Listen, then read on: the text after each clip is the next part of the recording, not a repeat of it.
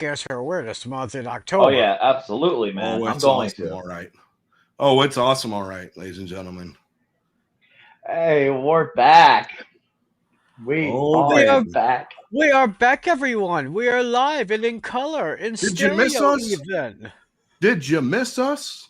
I know some people definitely will think, wait a minute, Lucas, this doesn't look like your normal setup. You're right, Right. because I actually moved into my new place. So now this is my new setup. Right. This is my brand new setup here. I got everything here, man. I'm Damn excited. right. So it's Yep. awesome. And then up there, oh, I'll show right up there at that corner. Alex, Oh. you know what that is, right? It's a Keyblade. No, right next, right where my finger is. This is the Steelers. You got me. Oh, yeah, Yeah. the cards. Yep, the cards and the magazine right up there. The cards. Yes, sir. Right. So yeah, it's up there. The Steelers thing's right up there, man. I got a football. It's awesome. I figured you'd right. like that. Well, ladies and gentlemen, let's just not waste any time. Season 2, actually, it's season 10. Yes, it is. Technically Season speaking, 10. season 10 of Pain and Game Pick'ems. 10-year anniversary. 10-year anniversary.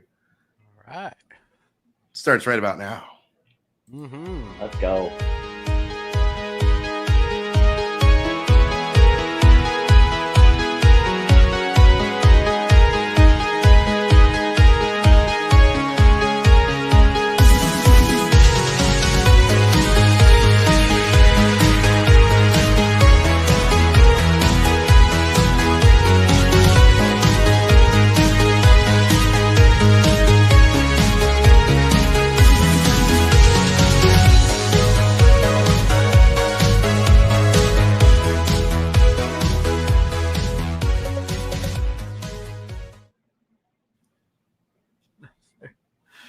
Oh, I yes. missed that. Oh, I missed that. Same man. here, man. Football I miss it too. freaks, gridiron geeks, have no fear. Because Pain and Game Pick'ems is here in the flesh, baby, for you. Yes, sir. Yes, sir, that's right. What is up? What is going on, everybody? I, of course, am your host with the most. Hey, Pizzle, Alex Putnam, representing the Aqua and the Orange, representing the Miami Dolphins, the cursed porpoises, if you will. Oh boy. Well, we're going to talk about them in just a little bit. Because this is the show where, by the Super Bowl comes, we're going to be reacting to this, seeing if we're geniuses or complete idiots. So we shall We'll just see. how that comes. Honestly, this is gonna be an important year, and I got some bold predictions for you guys. Oh, so do I. Ooh. So do I. Joining me, as always, representing the Stellars, Mr. LC Muscles 28. What's going on, guys? LC Muscles 28 here. It is the new studio, new setup, new outlook on things. Last year, it was a little bit of a down year for me at Pickles Watch, but you know what? Time to get right back up there and get back into the stride of things, get back to that great form, and that's what I'm going to do this season. Damn right. Yeah. Can't wait to see it. And, of course, representing America's team. Speaking of America's team, have you seen the documentary on Netflix about Jerry Jones and the Dallas Cowboys of the 90s? Yes, I have. Your Go ahead, thoughts? Yes, I have. I can only use so many words because I could say so many things, but it would take us all night to do that. We ain't got that much, but it seems like Jerry has just gotten a little bit more dementia with every passing year. Damn right. It's Tiny Mother Loving Tim representing the Dallas Cowboys. Yeah, that's right. Just had Cowboys back for another year, but it seems like so far the whole summer in Dallas has turned into one big soap opera called The Young and the Senseless. Oh, God. Yeah, I can see that. Yeah. The Young and the Senseless. I like that. And I mean, there's no way around it. I mean, we got to get number 11 from heaven back. We got to get him another deal. He is the best, one of the best pass rushers, if not the best pass rusher in the league. But I got a strange feeling that if no deal gets done before next Thursday night, he might just sit out, and that could really hurt the chances for the Cowboys. Oh boy. Oh boy. Yeah. We'll see what happens, though. That's right. We shall see what happens. But before we get into any predictions, I raise a glass. I raise a toast to the new season. To the new season. To our team staying healthy. Yes. Going all the way. To us making great predictions. Having a great time throughout the seaon. To you and to everybody else. Cheers. Yes, cheers everyone. Great to see everybody back here. All of our. Oh man, a lot of people are coming in, man. I'm loving this. People have been waiting for this to come back. They've been waiting for us. They've been waiting for us to get back. These are our faithful viewers. We love each and every one of you. We got Vampire Luke, Snowman, Josh, Snowman. What else we got? Hey, John Natale. He came in earlier. John Natale. That's right. Before we go any further, I just want to remind everyone about my show, Fantasy Football Fever. That's right. Yeah, we've been doing some shows over the summer, getting ready for the season. This Friday night is our league draft night. It will be on my channel, TJM3774, and on John Flynn's channel. It's basically a joint venture between us. Our show will go live Friday night, 9:15 Eastern, 8:15 Central, and the draft will begin 15 minutes after. So, y'all stay tuned for that. Of course, Alex, Lucas, you guys are in this thing too. That's right. Yes, we are. Yes, we are. I'll be there. I'll be there too, man. All right. I'm looking forward to it, to be honest with you, man. So let's not waste any time. Let's get right into it. Let's predict the 2025 NFL season as we could see it happening. Mm-hmm. That's good, man. I'm excited. Let's predict this one. But you know, Alex, I brought something, and I've been looking back. We have never predicted the AFC South first in any of our videos. It's always been the East, AFC East, and AFC North. It's never been the AFC, and we did the West one year, but we've never done the South. Well, you know what? Let's break tradition. Let's start with the South. Why not? Why not? Let's start with the South. Who wants to go first? AFC South. I'll go first on this one because I've been waiting for this. I'm so excited to tell you guys all my predictions, and I got some bold predictions for you guys. I'm going to start things off with the team that'll finish fourth, then third, then second, and then the division champion. This one was, I think, this is one we all should agree on, to be honest with you. I really don't see how we're going to disagree on this one with regards to standings. But starting off, the fourth place team, Indianapolis Colts.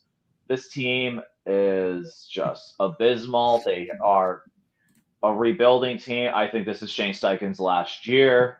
Anthony Richardson, he's too tired, and now he lost the starting job to Daniel Jones. That's all you need to know. 5-12 for the Indianapolis Colts. Anthony Richardson will start at some point, but Daniel Jones, he's not the answer. And I just feel bad for Joshua Cook and the Colts fans right now. This is not a season to look forward to. Then you have the third place team, the Tennessee Titans. I think this team is going to make strides from last year. They got the #1 pick last year, but you know what? They will get improved at least by double their win total. So I think they had 2 or 3 wins last year. You know what? I'm going to push them to 7 wins. I think Cam Ward will make a strong showing for Offensive Rookie of the Year. I think a connection that is going to be very strong is going to be the Ridley Ward connection. That is going to be a very strong connection for years to come, for at least for a couple of years to come until Tennessee gets more help. But let's be honest here. Other than Calvin Ridley, if Calvin Ridley gets hurt at some point, Titans are screwed offensively. Who do they have that's actually a receiving threat? A 33-year-old Tyler Lockett? No, thank you. 7-10 for the Titans. I think that they do make strides, but there's still a few ways for being a playoff contender. But Ward will be a solid pick, but I think he won't win Offensive Rookie Year, but he's going to make some great games, that's for sure. Mm-hmm. Second place, we're going to go with the Jacksonville Jaguars. Yeah. the Jaguars with Liam Cole, Mr. Duval. He's just I don't know what to think about, man. I think the Jaguars' offense will improve, and I'm excited to see Travis Hunter debut for him. That Week 1 Carolina game is actually going to be pretty impressive. We'll talk about that later on. But hey, you know what? I'm happy that we get to see a two-way player in the NFL again. How long has this been since we've seriously had a two-way player in the NFL? A long time. It's been at least since the 70s and since at least the 60s since we've had a two-way player. Well, so yeah, I guess you forgot about Deion Sanders. Well, that was Deion Sanders. Devin Hester, too. Devin Hester, yeah. Other than those two, like realistically, one who took multiple snaps at every position throughout the game. Deion Sanders, when I remember, he didn't play every game at quarterback and wide receiver. He played cornerback and wide receiver. That's what I'm trying to say, that he's going to line up at both ends the same game. That's what I'm trying to say. Because I knew Deion Sanders played both positions. I know Devin Hester played both positions, but you never saw Devin Hester play on defense before. So there's that. So that's why I will give it credit. I will say, though, the big weakness I do think is the running game.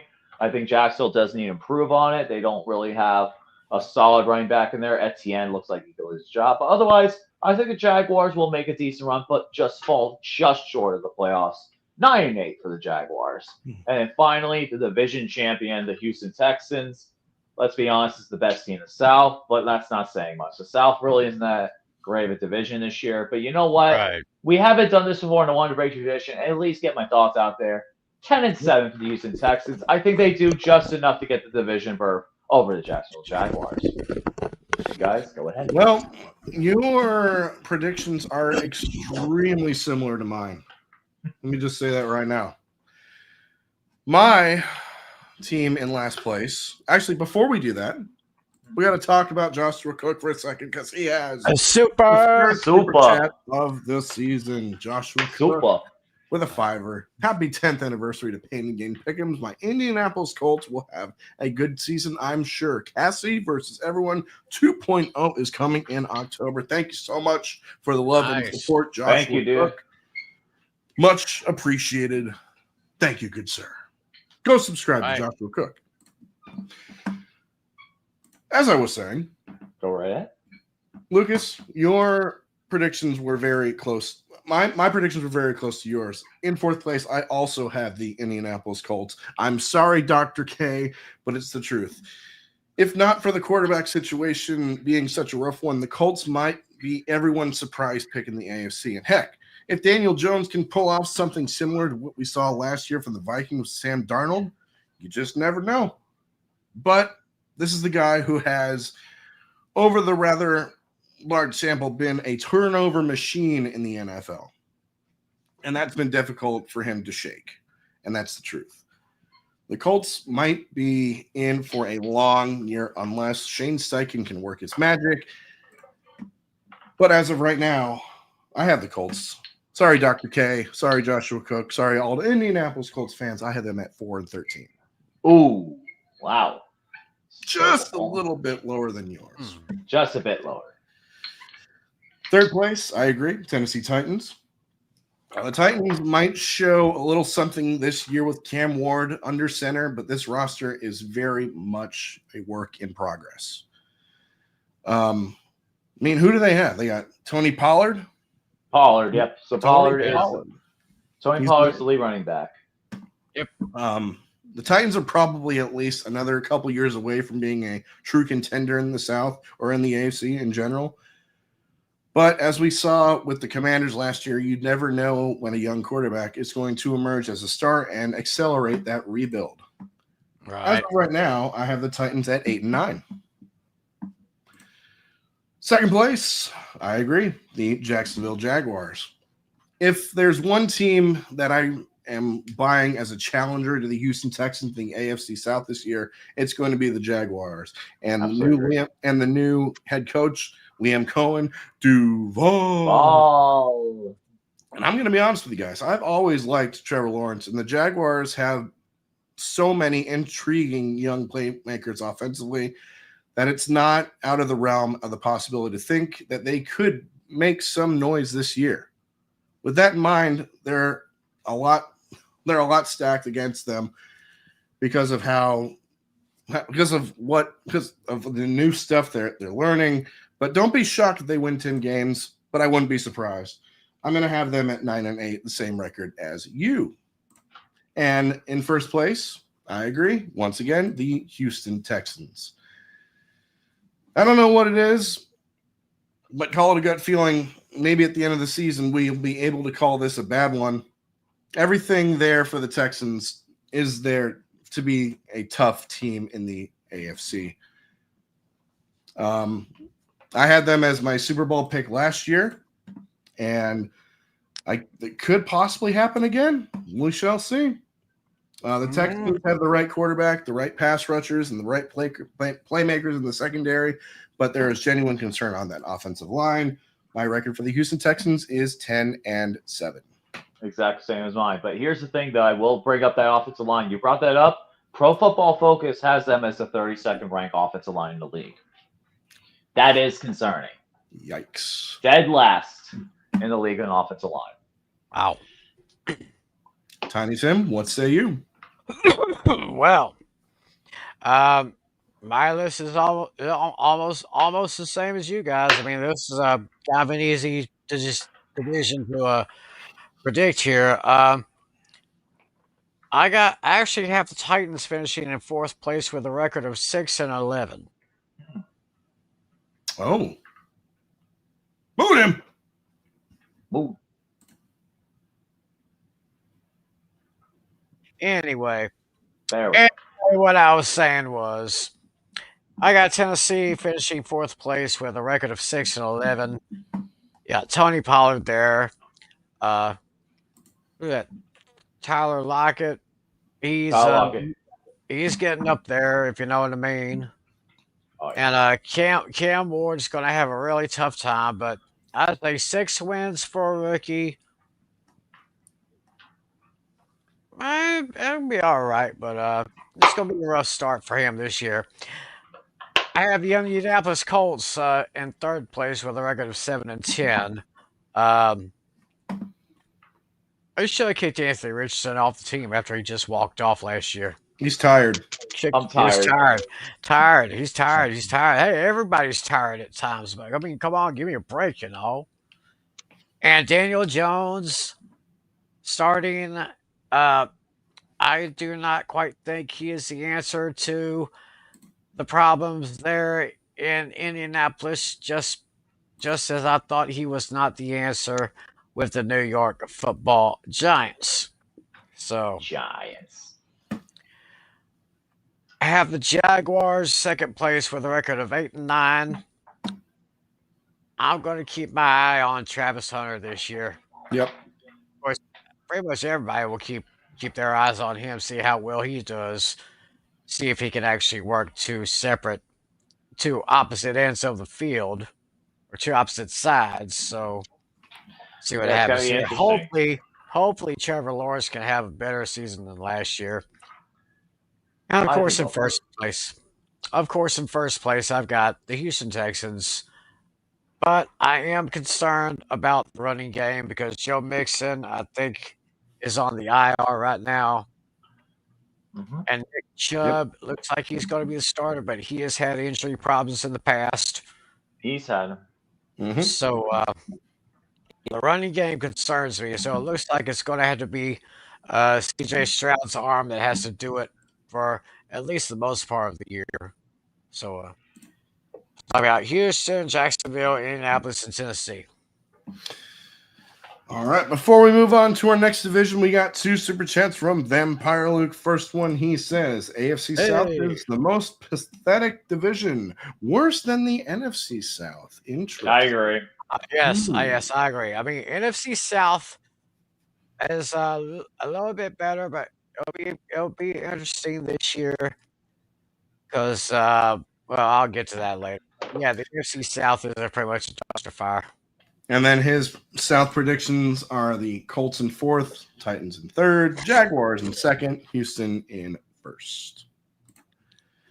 Moving on, let's go to what the hell? Let's go to the AFC East. Oh, we're going the Of East. course, we're going to your division. What the hell? Why not? Let's go to the East. I guess I will start this one because this is my division. Go right ahead. Mm-hmm.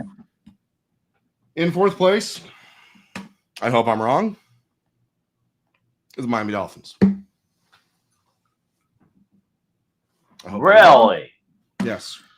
Ooh. I hope I'm wrong because I can't get on board with them at this point in time because Tua can't stay healthy. He's only stayed healthy one time in his career. That was in 2020. Just one time. Just once. Every other season, he's had an injury, whether it's a hip issue, whether it's a finger issue, whether it's a concussion here or there or there. And the team could definitely put up a lot of points, but the injury concerns have already piled up too quickly for this team. There's youth in the trenches on both sides. Our second-round pick, Jonas Savine, will be very good at the right guard spot. Teron Armstead is retired, so Patrick Paul will be in his place. We also got James Daniels from the Steelers. Hopefully he's a solid upgrade at right guard. I think you'll like him. And then on defense, we re-signed Zach Steeler, which is awesome. He's a very underrated defensive tackle in the league. You got Bradley Chubb coming back off of injury. You got Jalen Phillips coming back off of injury. You got Chop Robinson coming into a second year.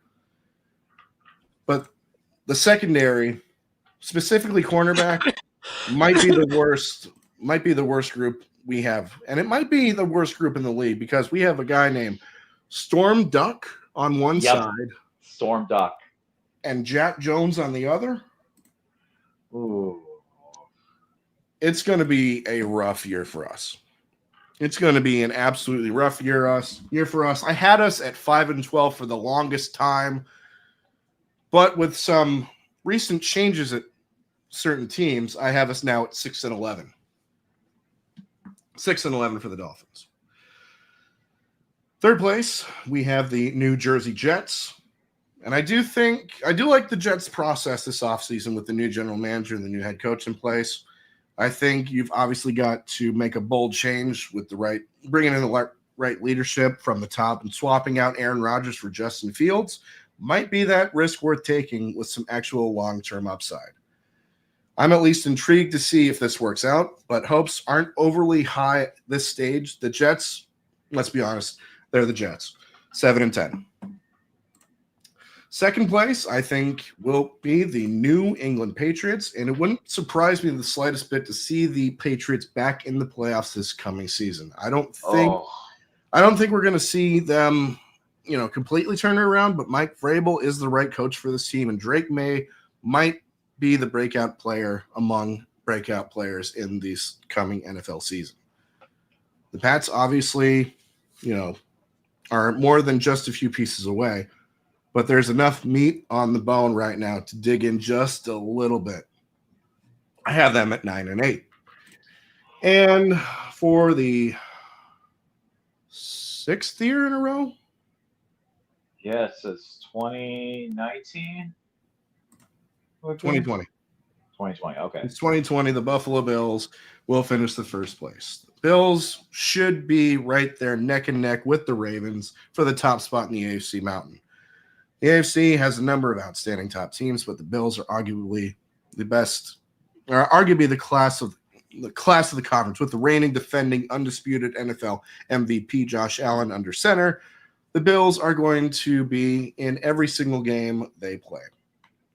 Not every team has the luxury of a single quarterback who can dig their team out of a hole like he can.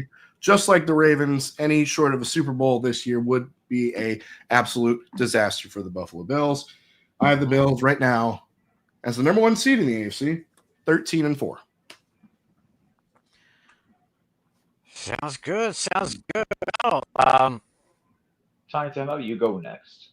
I have my order of finishing in that division is pretty much the same as Alex's. Yep. I got Miami Dolphins. I got them at 6-11, same record as he did.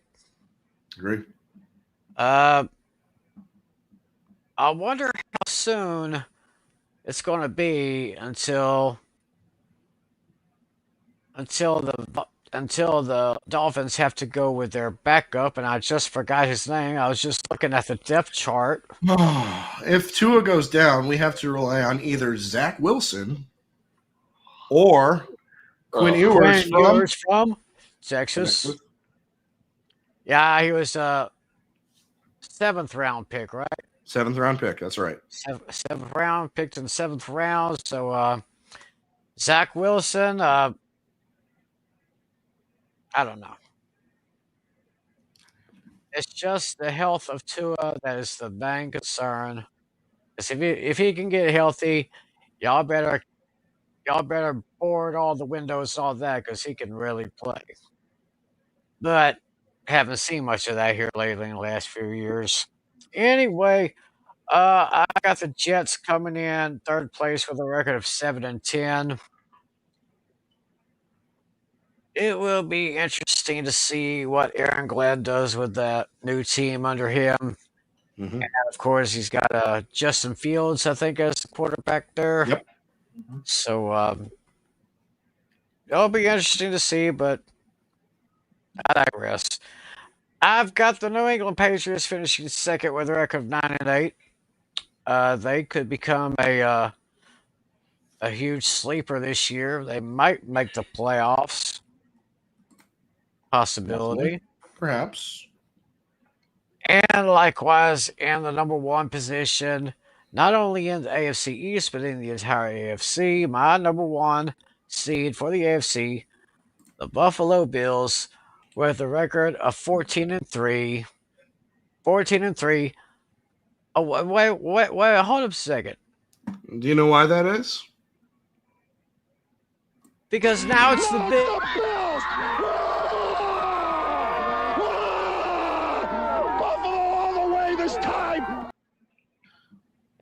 Because nobody circles the wagon like the Buffalo Bills.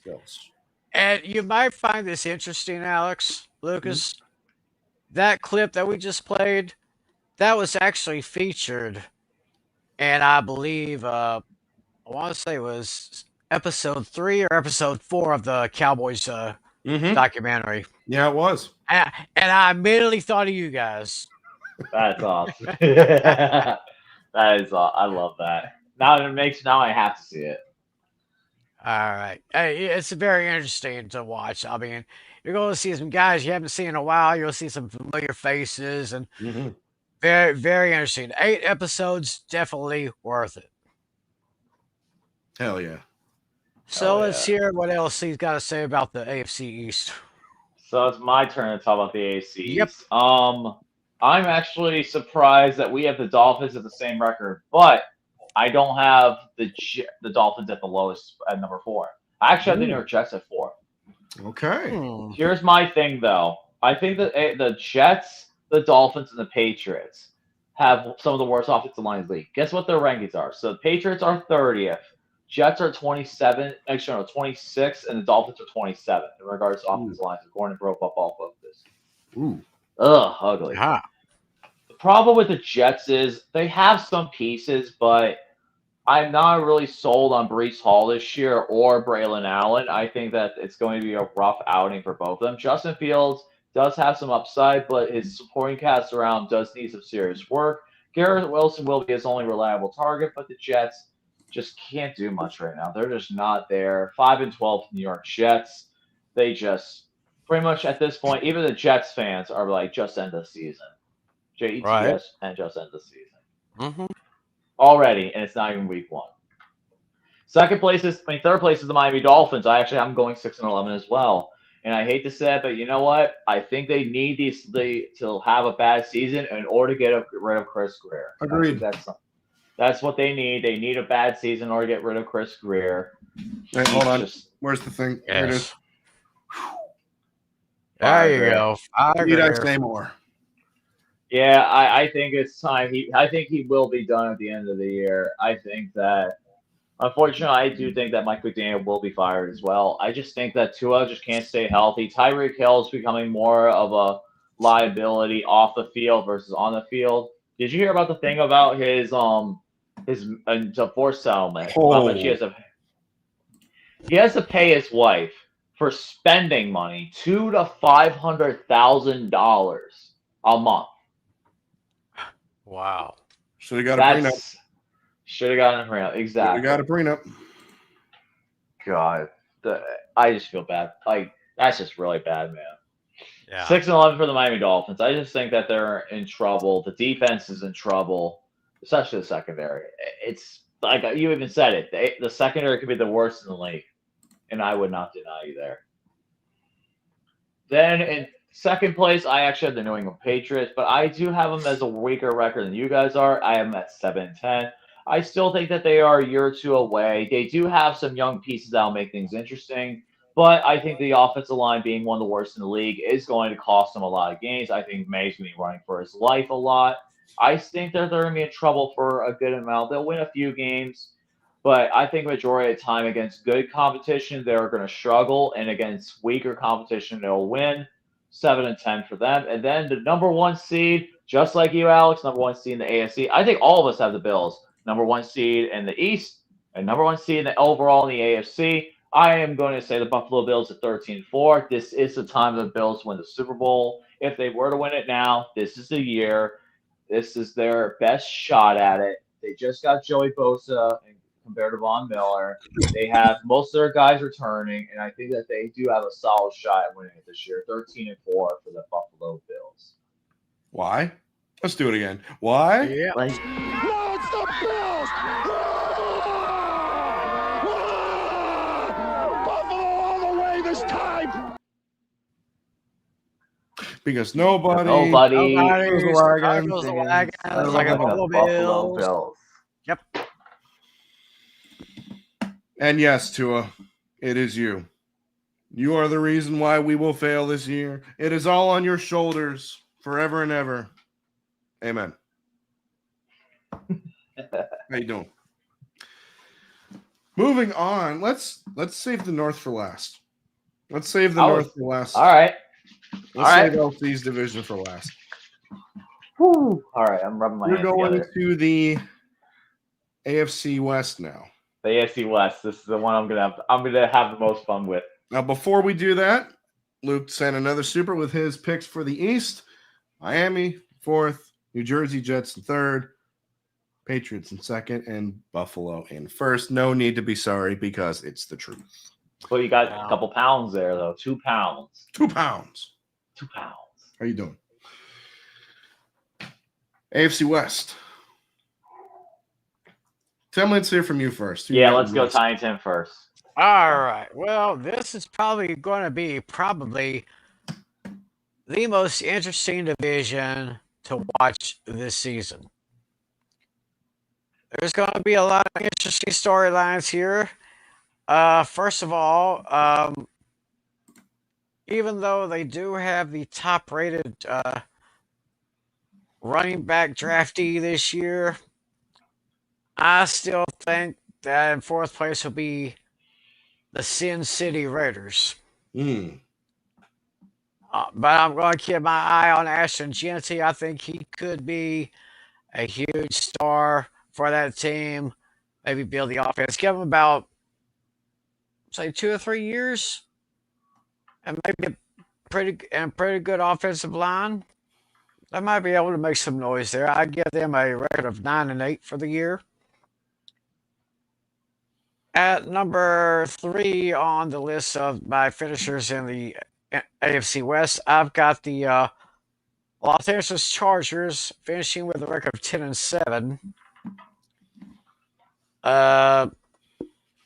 Justin Herbert's still there, but I don't know many more good years he's got left. Right. I mean, he's kind of still a young guy, but he's kind of getting it up there, and it's going to be kind of interesting to see how they do. I literally had to do a coin flip for 2-1 because, well, I had to, and I did. You had to.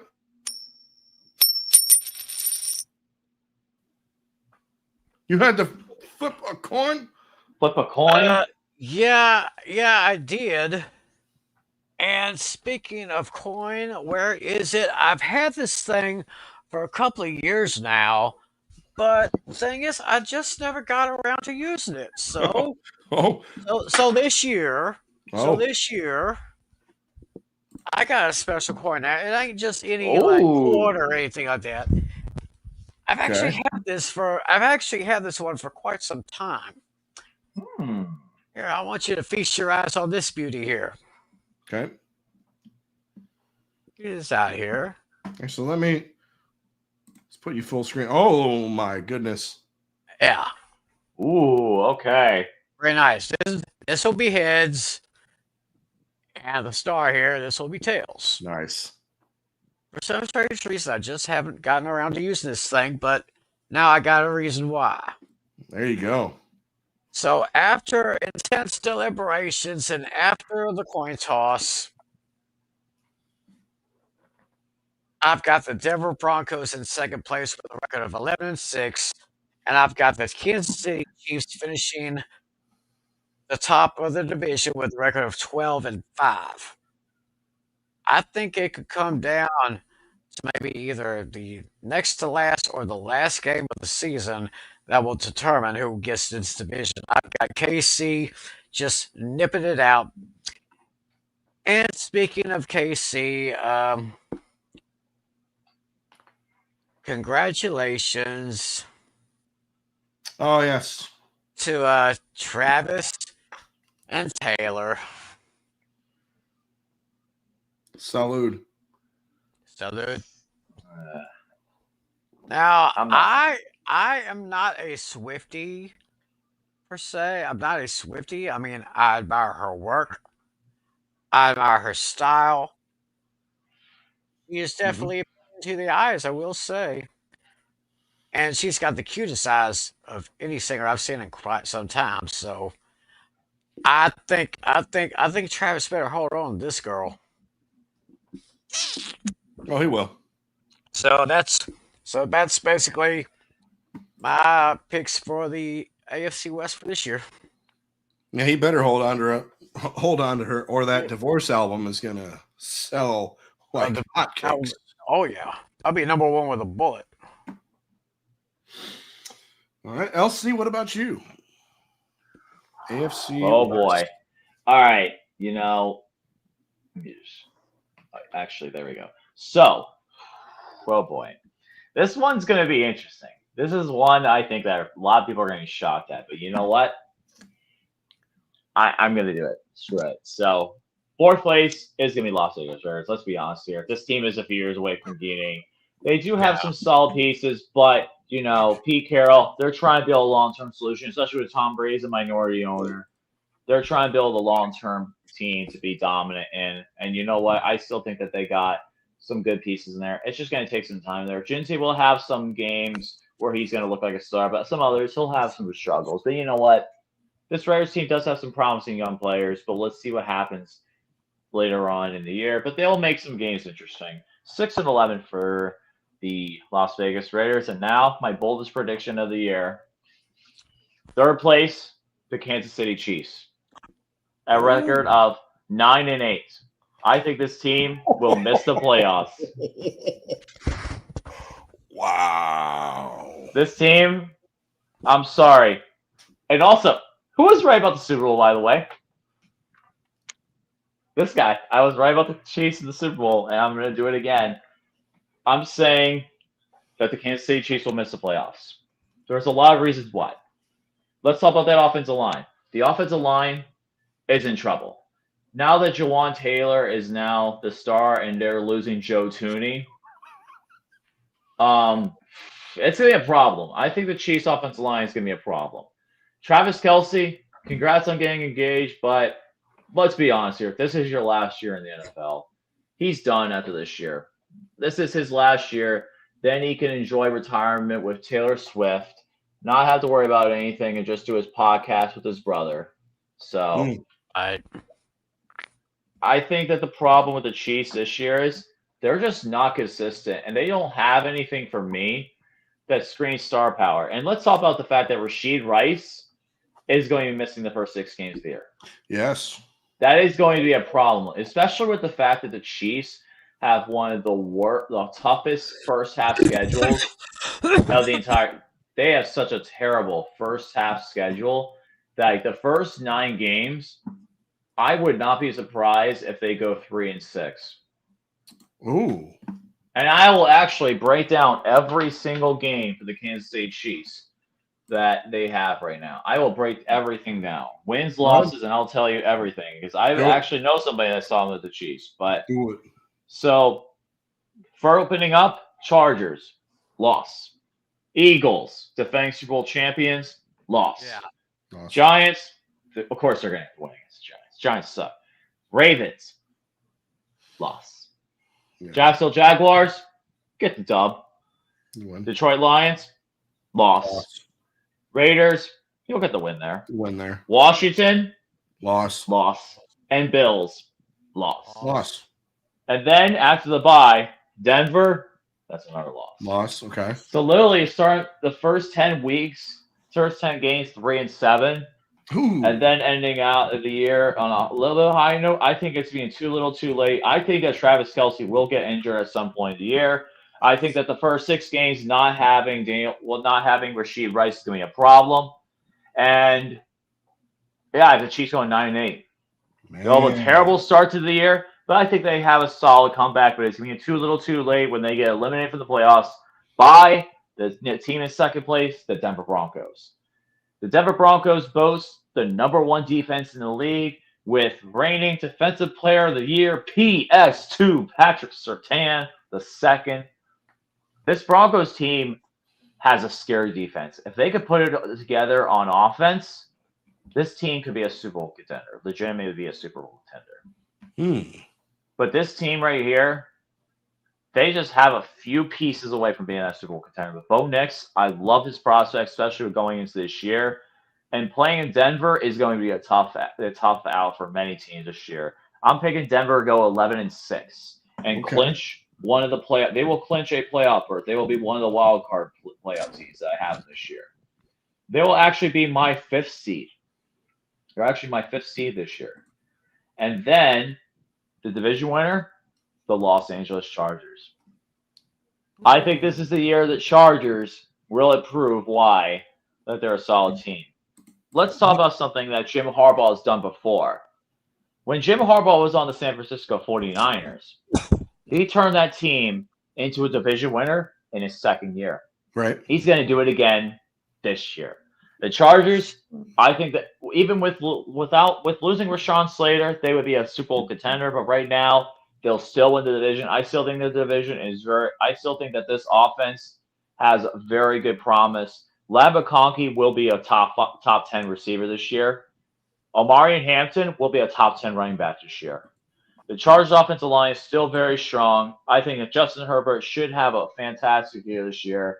And I'm picking the Chargers to go 12-5 and actually be my #2 seed in the AFC this year. Winners of the AFC West and the #2 overall seed. Oh, he is big on the Chargers. So I guess am big on the Chargers. Wow. You know what that means? That means we gotta have the Terminator. Oh, that's right. That's right. Right. Where's Terminator Arnold? And now go Chargers, go. Go Chargers, go. Yep. Okay. 4th place, I have the Las Vegas Raiders as well. The Raiders made some upgrades this offseason that not even the biggest of haters could possibly ignore. Pete Carroll is a huge great upgrade in the head coach department. I mean, who did they have before as a head coach? You forgot. They had Josh McDaniels. I don't remember. Oh yeah, that was Josh McDaniels. No, but no, after him. It was After him. No, that was Antonio Pierce. Tony Pierce. There you go. Geno Smith over Aiden O'Connell and Gardner Minshew. Even though I'm a big Minshew maniac, Geno Smith is a little bit of an upgrade there. Yes, he is. Going from Alexander Madison and Amir Abdullah at running back to Ashton Genty, the Raiders should vastly improve offensively. but their defense on paper is one of the worst I can recall seeing in quite a while. Yeah. Pete Carroll is banking on a bunch of has-beens and reclamation projects, so we'll see if that works out, but I'm going to have them right now at 7-10. Third place, I have the Los Angeles Chargers. The Chargers don't get enough credit for only beating bad teams last season. Well, they did sweep the Denver Broncos, who won 10 games, but everyone else was among the worst in the league last year. Go look up their schedule from last year. You'll see that's true. Chargers right now have a ton of issues piling up this year, including the loss of their left tackle, Rashawn Slater, to a knee injury, just like Lucas said. This team has enough talent to skate by, but they aren't really contenders just yet. I think they're still quite a few pieces away. Right now, I have them at 8-9. And I'm at 8-9. Wow. Sorry about it. Second place is the Kansas City Chiefs. Oh. There's no denying two things are true. First and foremost, the Chiefs last year were one of the luckiest teams in the NFL. Right. In one possession. Almost all their wins were one-score games. It's not happening again this year. And they could hardly cover the spread. True. They covered the spread as a favorite 3 times last year. 3 times. That's sad. And secondly, the Chiefs are the league's best team situationally. What does that mean? They create their own luck, essentially. The ball bounces their way a lot. And that's because they are good, but also lucky. The Chiefs might take it personally this year. So everyone seems to be diminishing their accomplishments over the past few years. A little chip on their shoulder, but I think they'll still find a way to be second place in the AFC West, which means I have the Denver Broncos finishing first. So while the Chargers' arrow is pointing down, the Broncos seems to be pointing up. The Broncos already have the third best scoring defense in the NFL last year, and they added Dre Greenlaw, they added Talon Hufanga, and Jahdae Barron. They had the 10th ranked scoring offense, and they added Evan Ingram and J.K. Dobbins, and they could have a potential breakthrough season for Troy Franklin. There's a lot to like about this Broncos team, and Sean Payton will have them in position to be a sneaky contender in the AFC, 12-5 for the Denver Broncos. Don't forget about rookie from UCF, R.J. Harvey. R.J. Harvey. Absolutely. Gotta love it. Before we get to the North, a couple more super chats from Vampire Luke. His ranking for the AFC West is as follows: Vegas 4th, Chargers 3rd, Chiefs 2nd, and Broncos 1st. And Tom Brady should be focusing on his other teams that he owns, like Birmingham FC, instead of the Raiders. Moving on to the AFC North. This is your division, LC. Yep. Floor is yours. Yep. All righty. So, no, I do not have the Steelers finishing first in the division. Let me just break that. Let me just break all the hearts out of there.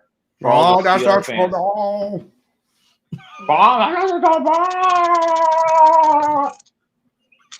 I just lost my headphones there. All right, that was too funny. Anyways, okay, so I actually have the Cleveland Clowns in 4th place. Let's be honest, this is one of the worst run organizations in football. Whoa. Shocker, I know. This team is bad. Yeah, I mean, Bad. This team is so bad. Hold on, see Cougar. Let me talk about the Cleveland Clowns. Yeah, first. how bad are they? I can tell you how bad they are. Those Cleveland Clowns are so bad. They make Hello Kitty say goodbye. That's true, though. Cleveland Crowns are. Yeah. That's good. Mhm. But anyways, the Cleveland Clowns, this organization is beyond awful. And then the quarterback controversy, especially with Joe Flacco, Oh, Flacco. as your starting quarterback at how old is he? 40? In 2025. That boy's He's ready for a rocking 40. chair. He should be on a rocking chair, not on a football field. But yet, somehow, they just... I don't even know how they got from 5 quarterbacks down to 3. And Shador Sanders, Because at some point, because I'm calling... Browns do Browns things. That's true. Calling right now, Shador Sanders will start NFL game at some point in the year. Yes. Because I think both Dylan Gabriel and Joe Flacco will completely shit the bed. My final prediction for the Cleveland Clowns is 4-13. They will have a top 5 pick in this year's draft. And you know what they said? They might get a quarterback in next year's draft. Why would they do that when they had...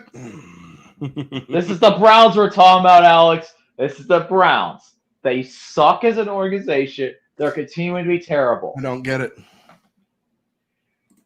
They're bad. Let me be honest. They're the worst team in the AFC. This is the worst team in the AFC right here. I'm telling you right now. This will be the worst team in the AFC. Worse than the Colts. So I have the Colts as the second worst. I have the Raiders, the Jets, the Colts, and then the Browns are my top 4 worst teams in the AFC right now. Yeah. Okay. But the Raiders are definitely ahead of the Jets, Colts, and Browns. Third place is my Pittsburgh Steelers. I have them at third place. I think this team has a lot of promise. And Mike Tomlin, you know what he loves more than anything else, his above 500 record. I swear, Mike Tomlin loves his above 500 record more than he does in many other things in life. His wife wants to go out to a fancy date. Tomlin's like, nope, I gotta focus on getting above 500. Can I go watch my son in a football game? Nope, gotta go focus on my 500 above 500 record. 500. Yep, above 500. That's what Mike Tomlin, all he cares about is that above 500 record. He will do whatever it takes to get the Steelers team above 500. I have the Steelers being the 7th seed in the AFC. Somehow, once again, doing the same thing that Tomlin does. But yeah, 10-7 for the Steelers. 10-7. And before you go any further, you got them going 10-7.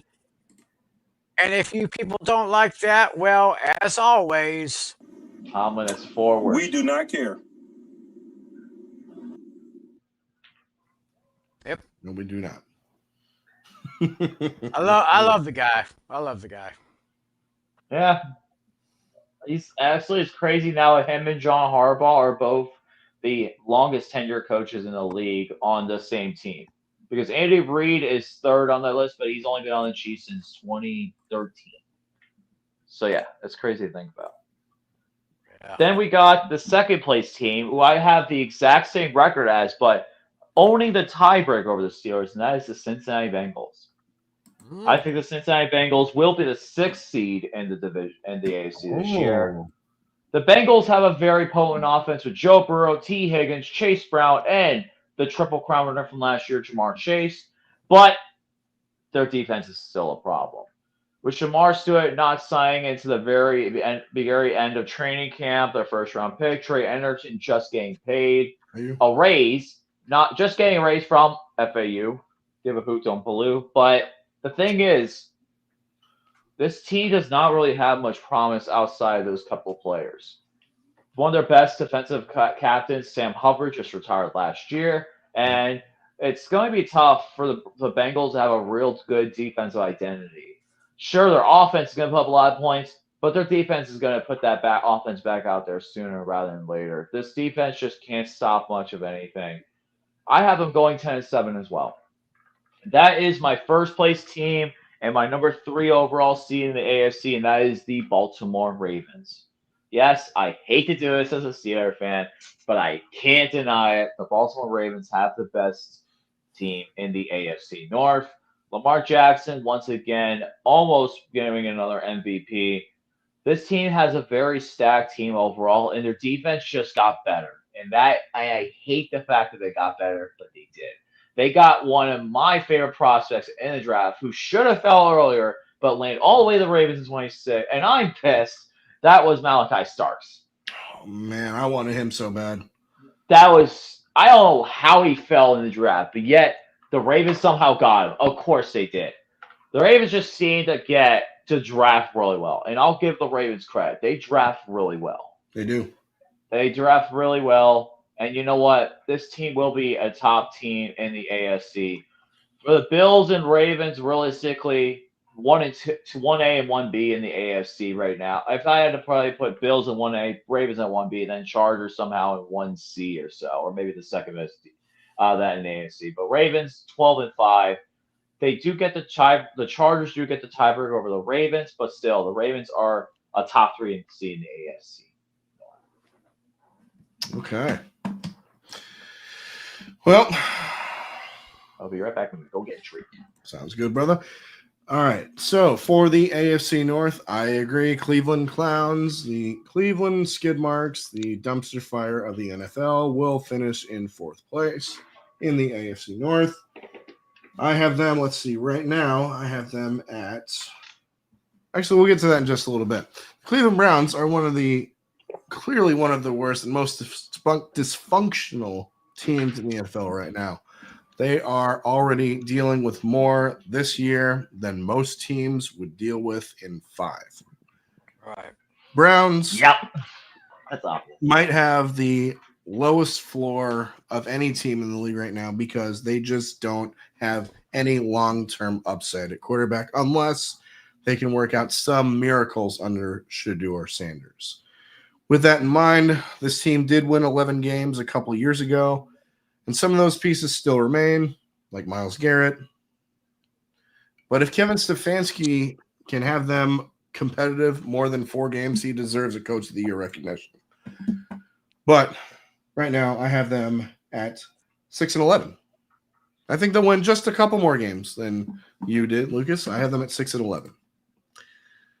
Third place in the AFC North is the Pittsburgh Steelers.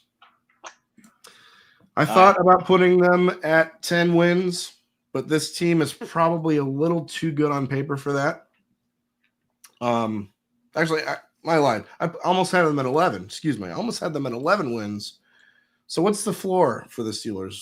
What is it every year? Mike Tomlin always has his guys, no matter who his guys are, in good enough shape to win 9 or more games.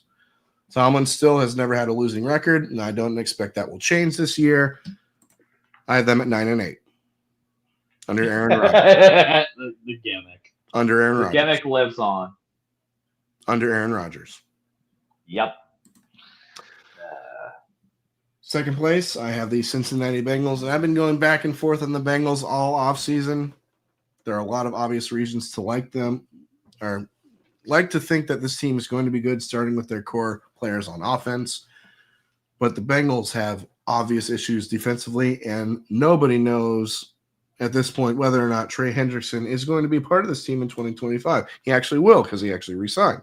Yeah, they got the raise, but he's not going to be in the long term. He's not going to be this year, and that's it. It's just this year. That's it. Exactly.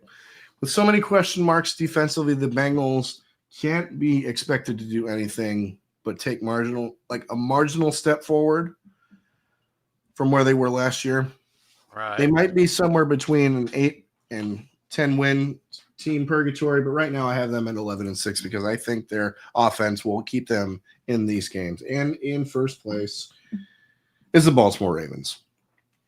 I want to pick them to go win 15 games because I want them to be the number 1 seed over the Buffalo Bills, not to be like a biased bastard or anything, but I can't bring myself to do that. You can get unlucky in the NFL and lose 4 or 5 games just like that, but the Ravens are so good that they might have to try in order to lose just 1 or 2. The Baltimore Ravens roster is stacked. They're almost like they have a cheat code at quarterback in Lamar Jackson. They have a great combination of coaching, veteran players, leadership, and young talent. And like I said with the Buffalo Bills, if they don't win the Super Bowl this year, it's a total disaster. I have them at 12-5 for the Baltimore Ravens. Well, the Ravens. Nevermore, or as Lucas likes to say all the time, Fuck you, Baltimore! That's right. Exactly. Exactly. Tiny Tim, what say you? Okay, I've got the Cleveland Clowns finishing with a record of 6-12, and Stefanski will be fired at the end of the year. 6-12 or 6-11? Actually, it's 6-11. I don't know why I put a 12 there. That's They actually might. games. Actually, they might be adding another game in the next couple of years. We'll see about that. Oh no. I think they're good enough where they are, but that's just me. Agreed. I've got Cincinnati in third place at 8-9. It's going to be because of the defense. It's going to be because of the defense that's going to hold the Bengals back. I mean, the Bengals are going to have a great offense, but it's going to be the defense that's going to be a stumbling block for them. Wow. Right. I did not think that they were going to be. I did not think you were going to have the Steelers ahead of the Bengals. I don't even have them, and I'm a Steeler fan. Yeah, you're a Steeler fan. I've got the Steelers. What gave it away? Well, I've got the Steelers finishing in second place in the division and number 6 in the conference. So I do have the Steelers as the number 2 wild card. I got them finishing with a record of 10-7. And of course, my number 1 team for the AFC North, and the number 2 seed overall, the Baltimore Ravens, 13-4. So, yeah, we'll see. So, and that's going to lead to something interesting as we go along in this show. Okay. Before we get to the NFC, let's do our conference. Let's do our playoff predictions. Playoff seeds. Playoff seeds. I will go first since I'm the host with the most. The number 1 overall seed, the Buffalo Bills. The number 2 overall seed, the Baltimore Ravens. The number 3 seed, Denver Broncos. The number 4 seed, the Houston Texans. The number 5 seed, Kansas City Chiefs. The number 6 seed, Cincinnati Bengals. And the number 7 seed, the New England Patriots. I felt like gagging there. Oh, I don't want to see the Patriots. Trust me. Oh. What about you guys?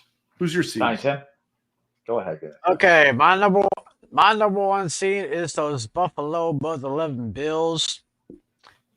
My number 2 seed is the Baltimore Ravens. My number 3 seed, Kansas City Chiefs. Number 4 seed, the Houston Texans. Number 5 is the Steelers. I got the Denver Broncos as my number 6 seed. And my number 7 seed is the LA Chargers. Okay.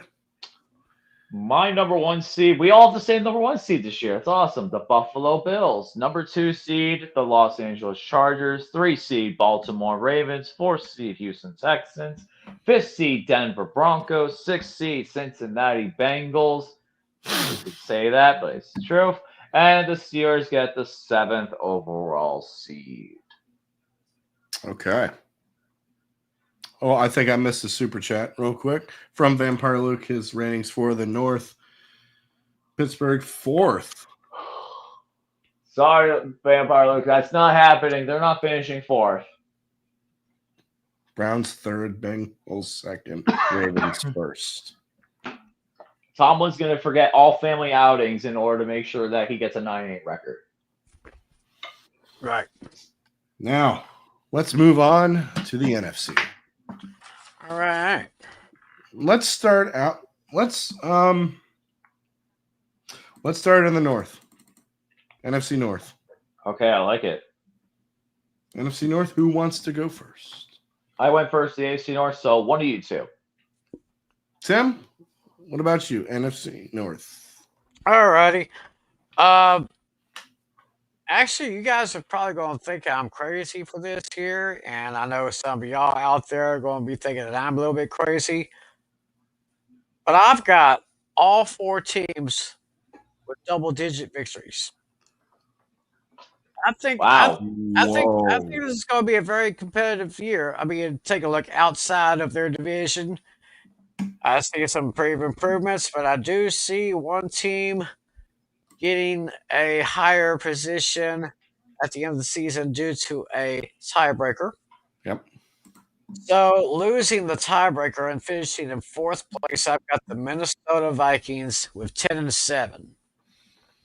Now the Vikings, they're going to have well, you can't really call him a rookie, but it's going to be his first year as a full-time starter with the Vikings. J.J. McCarthy, he was injured last year during his training camp, didn't play the entire season, so it's going to be interesting to see what happens.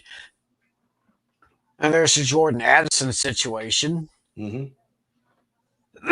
Then we'll see how Justin Jefferson is going to do well. But there is one person that, of course, if y'all haven't noticed, that the Vikings have just gotten back from the Carolina Panthers. Give me that rhythm here. Hookah chaka, hookah, hookah, hookah chaka, hookah, hookah. I'm gonna have to change that picture because, of course, he's no longer with the Panthers. He's back with the Vikings. That's right. As of today. So he's going to be filling in for Jordan Addison while he's out with his suspension, I think. But let's see here. Then beating them out to get the number 3 spot with the same record, 10-7, Chicago Bears. I'm really feeling good about Caleb Williams this year. Okay. I'm feeling pretty good. He's got a new head coach, Ben Johnson, who is the offensive coordinator for Detroit last couple of years. So looks like a new head coach, I think new offensive coordinator, if I'm not mistaken. Caleb Williams, Roma Dunze, they're going to be a better duo this year than they were last year. DJ Moore, he's kind of getting up there. Don't know how many good years he's got left. So it'll be interesting to see what happens in the Windy City. This is where I may surprise some people. Finishing second place in the NFC North, I got the Detroit Lions. Ooh. I am finishing second place in the division with a record of 11-6. I have them as my number 6 seed in the NFC. Of course, they lost. They lost their offensive coordinator. They lost their defensive coordinator. Mm-hmm. So it looks like Dan Campbell is going to have to work with a new system, and the Lions are going to take a step back, but I think they're still going to be doing okay. Like I said, I got them as my number 3 wild card in the NFC North. So that means that my number 1 team in the NFC North this year, those Green Bay mother-loving Packers. Oh yeah. Because all you need is love. That was all you And need. I hear some people kind of thinking that Love's going to have a slightly down year this year. I say it's going to be slightly better. It'll be interesting to see how that young wide receiver Matthew Golden from Texas. Going to be interesting to see how he works in that Green Bay system right there. So yeah, I got Green Bay finishing at the top of the NFC North and number 2 overall in the NFC Conference. Okay. Well, I guess I'll go next in the North. In 4th place, I have the Bears. The Bears. I will buy the Bears hype to project them to have a winning record this year. In fact, I agree with Tim. I think we could see every team in the NFC North finishing with a winning record this season. Wouldn't that be wild? Mm-hmm. The 2025 Bears season obviously hinges on whether or not Caleb Williams can take the proverbial next step, and I think that he can. He's too talented, and Ben Johnson is too good of a coordinator, now head coach. Not to mention the supporting cast around him is going to be pretty good. I don't know I'm not really too sold on DeAndre Swift as of yet. I'm not either, to be honest. Hopefully he can turn things around. But what happens if Williams can't take that next step here? Things could be really, really interesting, really fast in Chicago with how beloved Tyson Bagent is, the backup who just got paid $10 million. I'm not saying anything yet, but be on the lookout for that. I have right now the Bears at 9-8. All right. Third place is the Minnesota Vikings. And I want to pick the Vikings to be better. I want to pick the Vikings to be better than this. They were 12-4 or 14-3 last year, excuse me. But they were an overachieving year. But that was an overachieving year for them, and the circumstances are different this year. Does Kevin O'Connell deserve the benefit of the doubt given the track record? Absolutely. But J.J. McCarthy is essentially a rookie quarterback coming off of injury, and the Vikings are already down one of their top receivers to start the year, Jordan Addison's suspension. This is a good roster and such a good coaching staff that I think that they might tie with the Bears, the same record in the NFC North, also at 9-8. Now you think that's crazy? I know where you're gonna go. You're gonna go line second, aren't you? Well, my number one seed and my number two, second place and first place team also have the same record. Oh, Okay. 11-6. In second place, I have the Detroit Lions. I have the Detroit Lions. Wow. They could be in for a bit of a regression this season. Like you said, Ben Johnson went to the Bears, offensive coordinator last year. Their defensive coordinator, Aaron Glenn, went to Detroit. But the Lions are really good. The standard has been exceptionally high, but this could be the straw that broke the camel's back. Hopefully not, as I'm not sure how easy it will be for them to thrive despite those changes. I have them at 11-6 and second place and the 6th seed overall in the conference, and finishing in first place is the Green Bay Mother-Loving Packers. And I've got the Lions and the Packers finishing this with the same record. So we'll have to wait and see what that means in terms of who wins the division, but I'm liking the Packers a lot this season. The major question mark is I have about this roster going into this year is the cornerback position, because this team was so good at turning the ball over last year from other sources that they might be just fine. Jordan Love, all he needs Love is ready to take that next step to the top tier NFL quarterback if he isn't there already. Also at 11-6, the Green Bay Mother-Loving Packers. And number one. Oh. Wow. You guys definitely are high on the NFC North. For me, I'm a bit of a glass empty kind of position on the NFC North. So the last place team is going to be the Chicago Bears. The Bears. The Bears. My thing is with the Bears, they still have many question marks in regards to their defense. Their offense definitely has improved. I'm still waiting to see what happens on their defense. For me, the Bears, I just don't think they're ready yet. I think they still need another year before they are taking like a serious contender, just like the Patriots. So give me the Bears to finish 7-10. Then in the next place, in third place, I have the Minnesota Vikings. The Minnesota Vikings, for me, they're not repeating what they happened last year. 14-3 is not happening. They're definitely going to have some regression this year. J.J. McCarthy, though, he's a solid young prospect. But, he still has a lot of work. Still a lot of work that needs to be done with him. So, to be honest with you, I'm going to go with the Vikings at 9-8. I just don't see them going back to the playoffs this year. They're not making it back. I don't see it. Then in second place, I have Green Bay Packers. Clinching a playoff berth, they will be my 6th seed, is the Green Bay Mother-Loving Packers. Biggest question for me is the cornerback position. They do have a lot of solid pieces on the defensive line and on offense, but the defense still is a question. Finally got a first-round receiver from Matthew Golden. But this team, I will say, does have a lot of potential. The main thing is, can the defense make the stops when they need to? 10-7 for the Green Bay Mother-Loving Packers. And then finally, the first place team, still the Kings of the North in the NFC, the Detroit Lions. May have lost both coordinators, but you know what? You got Aiden Hutchinson back. You have some improved deep pieces on your defensive line. And this offense is still as good as any in the NFC and overall in the NFL in general. Detroit Lions go 12-5. I actually have them as my number 2 seed this year, the Detroit Lions.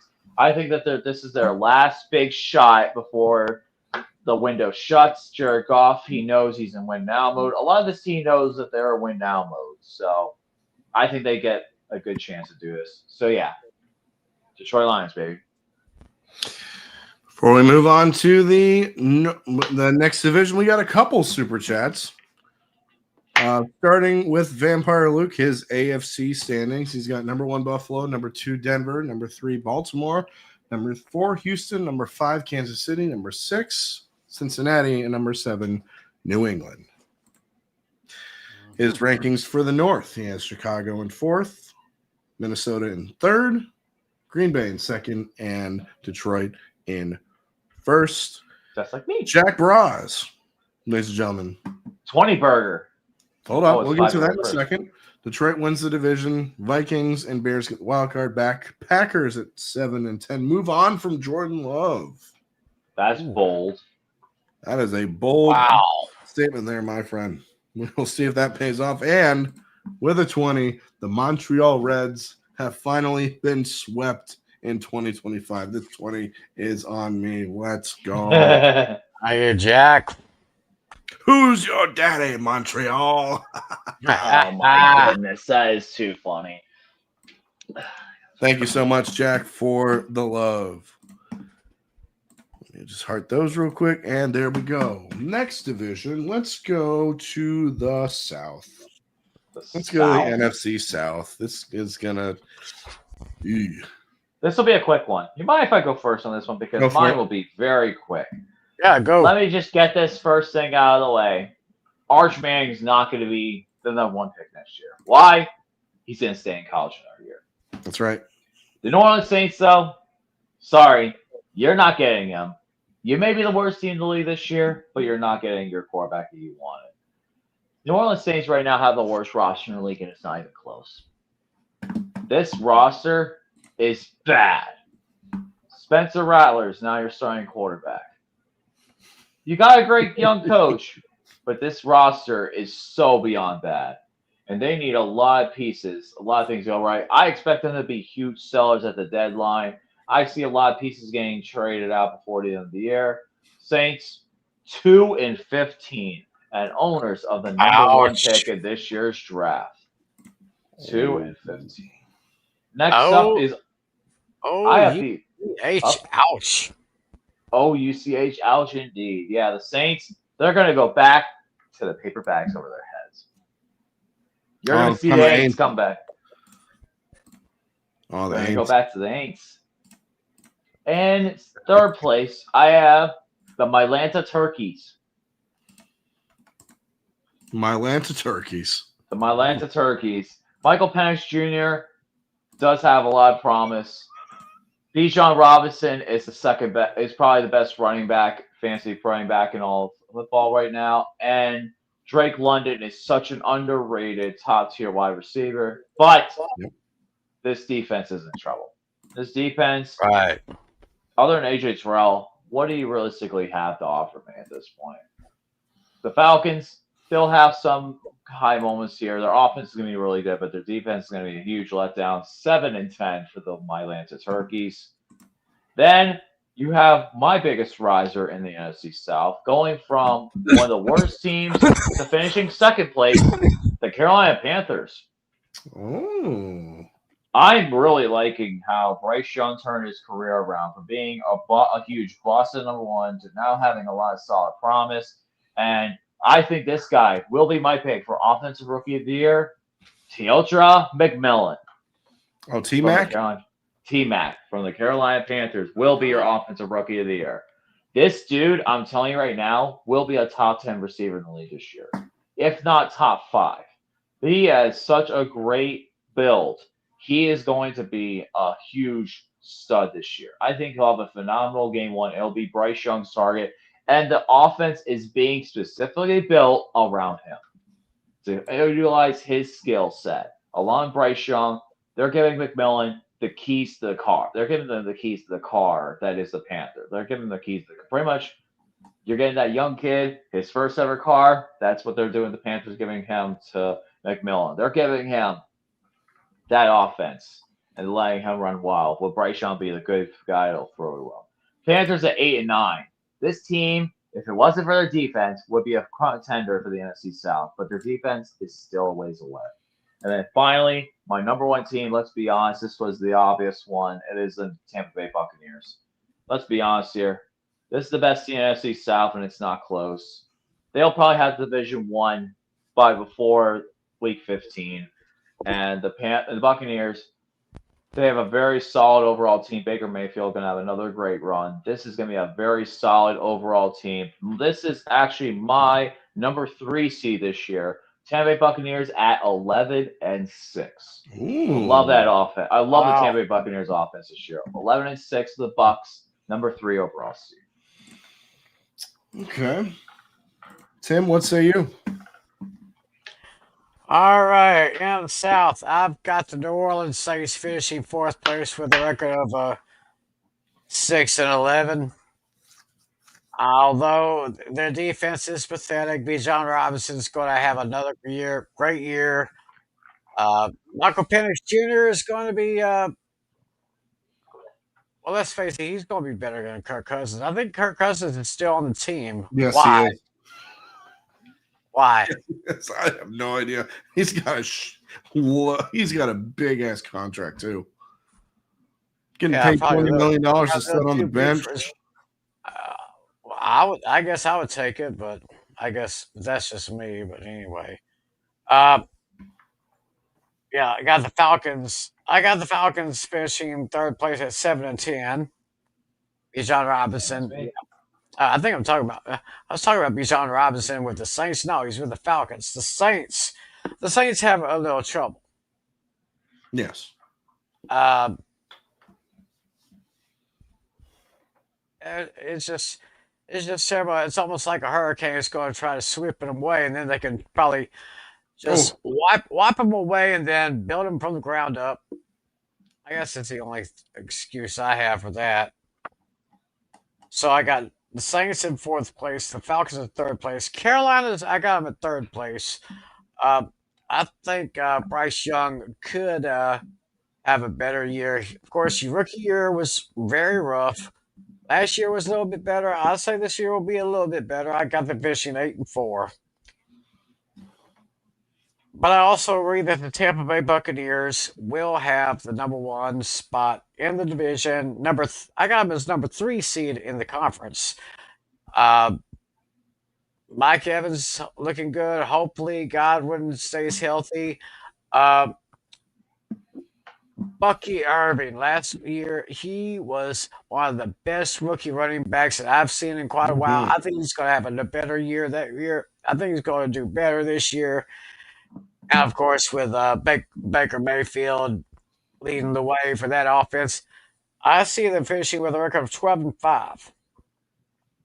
Okay. So, number 1, Tampa Bay. Number 2, Carolina. Number 3, Atlanta. Number 4, New Orleans. Okay. Last place in the South, it's New Orleans. Let's be honest. It does feel a bit outrageous to project 3 or 4 wins for the Saints this year, but hear me out. 2. I agree with Lucas. 2-15. Yes. Oh. Yes, thank you. Now, they don't have that bad of a roster overall, especially on defense. Yes, this aside from the Browns, this is probably the worst quarterback situation in the league.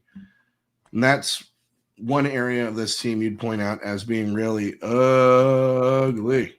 Ugly. There are other areas with question marks, but the Saints do have a lot of veterans and could be a little better than expected. But they'll be the number 1 pick in the draft next year. They'll be picking Garrett Nussmeier from LSU. It's not going to be Arch Manning. It's probably going to be Garrett Nussmeier from LSU or Cade Klubnik from Clemson, or who knows, maybe Lenore Sellers from South Carolina. We shall see. But yeah, New Orleans Saints, 2-15, and the number 1 overall pick in the draft next year. Third place is the Atlanta Falcons. And we're begging for someone to challenge the Buccaneers in the NFC South because right now they look like they're going to run away with this division, and rightfully so. If anyone is going to contend with them, it might be the Falcons. I mean, they need young defensive players to step up when the season gets rolling. But they are undoubtedly have a lot of pieces, have some pieces offensively, like you guys mentioned. Michael Penix Jr., Bijan Robinson from Texas, Drake London being one of the most underrated receivers in the league, and Kyle Pitts, whatever the hell he's doing. I just don't feel confident putting them at 8 or 9 wins yet, so I have them right now at 7-10.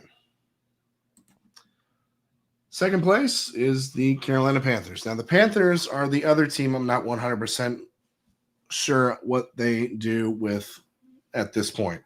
On one hand, how could it possibly get worse than it already has last year? On the other hand, what if it does get worse? I like what we saw down the stretch last year from Carolina's offense, and the weapons are improved once again this year. Like Elsie said, they got T-Mac in the draft this year, and he's going to be an absolute monster. I saw this dude at Arizona. A lot of his games last year, he is going to be an absolute beast at the next level. This offense shouldn't be a problem for this team, but they need some young guys to step up on defense, or it'll be a long year for them. I have them at 9-8, and finishing in first place is the Tampa Bay Buccaneers. Now, part of me feels like 11 wins could be the absolute floor for the Buccaneers this coming season. They've got all the makings for a surprise team in the NFC, and I think they could challenge the Philadelphia Eagles come playoff time. It wouldn't surprise me one bit to see them playing in the NFC Championship team, those two teams in the NFC Championship.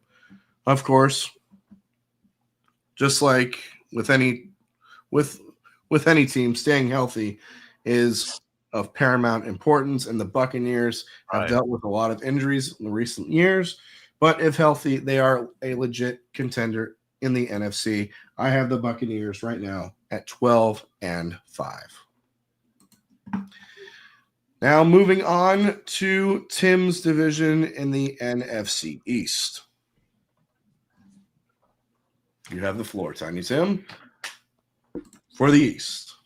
Okay, finishing fourth place with a record of 7-10. I've got the New York Football Giants. Even though I'm going to be interested to see how much work they're going to get out of their rookie defensive back, Abdul Carter. Be interesting to see what he does here. And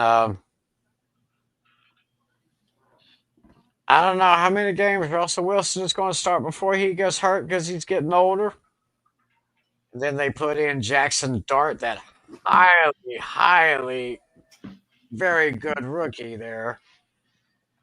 I heard they did pretty good during the preseason, or at least he did actually. So He did.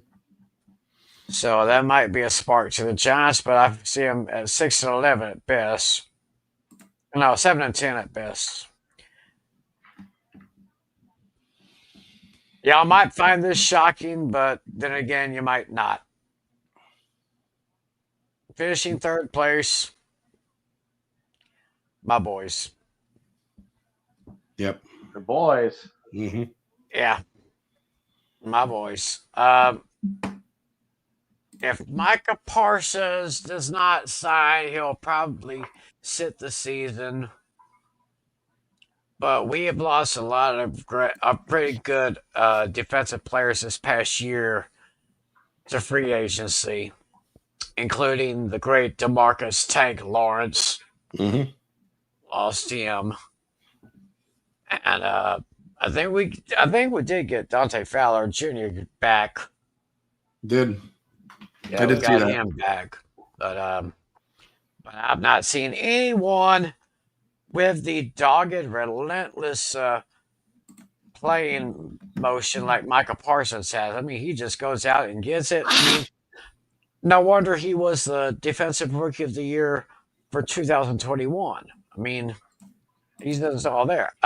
Dak Prescott, I think he's going to have a better year passing. Uh, the running game, I'm not. I'm kind of iffy about that one. I mean, don't really know about. I don't really know much about Javonte Williams, and the only thing I know about Miles Sanders is that he used to play for the Eagles. So, of course, still their best player is Brandon Aubrey. Right. Oh yeah. That guy can kick 60-yard field goals in his sleep. So, unfortunately, I've got my Cowboys finishing third. Finishing second by just a margin, just a little bit. I got the Washington Commanders. Okay. I like what Jaden Daniels did last year. Terry McLaurin has got his extension, I think.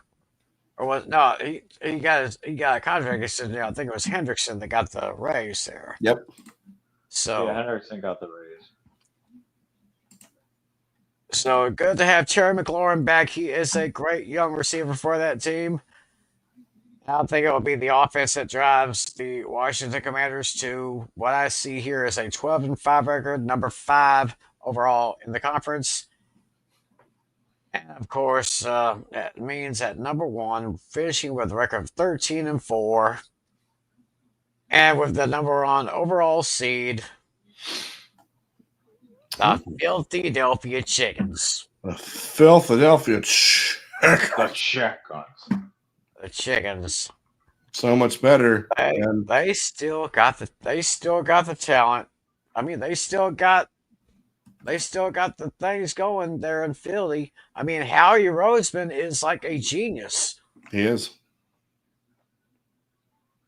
Can't believe it.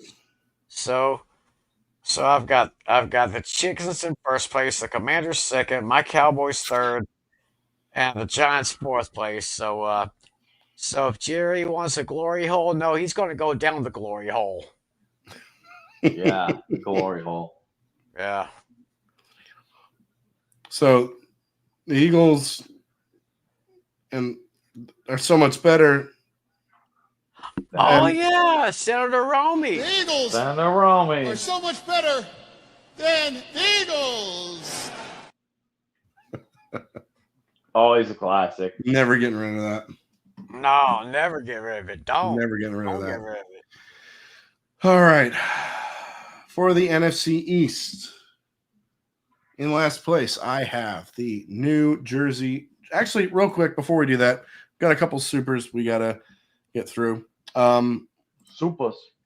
Luke said his one's for the South, the New Orleans Saints, and they get the number 1 overall pick. Third, Atlanta Falcons. Second, Carolina Panthers, and 1, Tampa Bay Buccaneers. Then Jack with a 5 says the Saints are a 2-win team. Falcons will be 5-12. Mid Penix gets replaced. Ooh.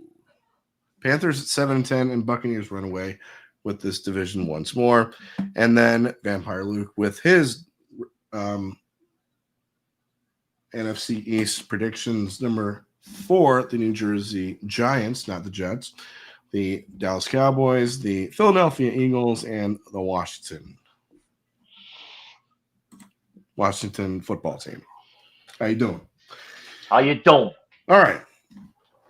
Last place in the East will be the New Jersey Giants. I agree 100%. Now, this record prediction might be a surprise to some, but I don't view the Giants as being the horrendous embarrassment that a lot of people have been the past couple of years, and I don't think they're going to be like that this year. Do the Giants have a legitimate quarterback controversy on their hands with how well Jackson Dart has played in the preseason?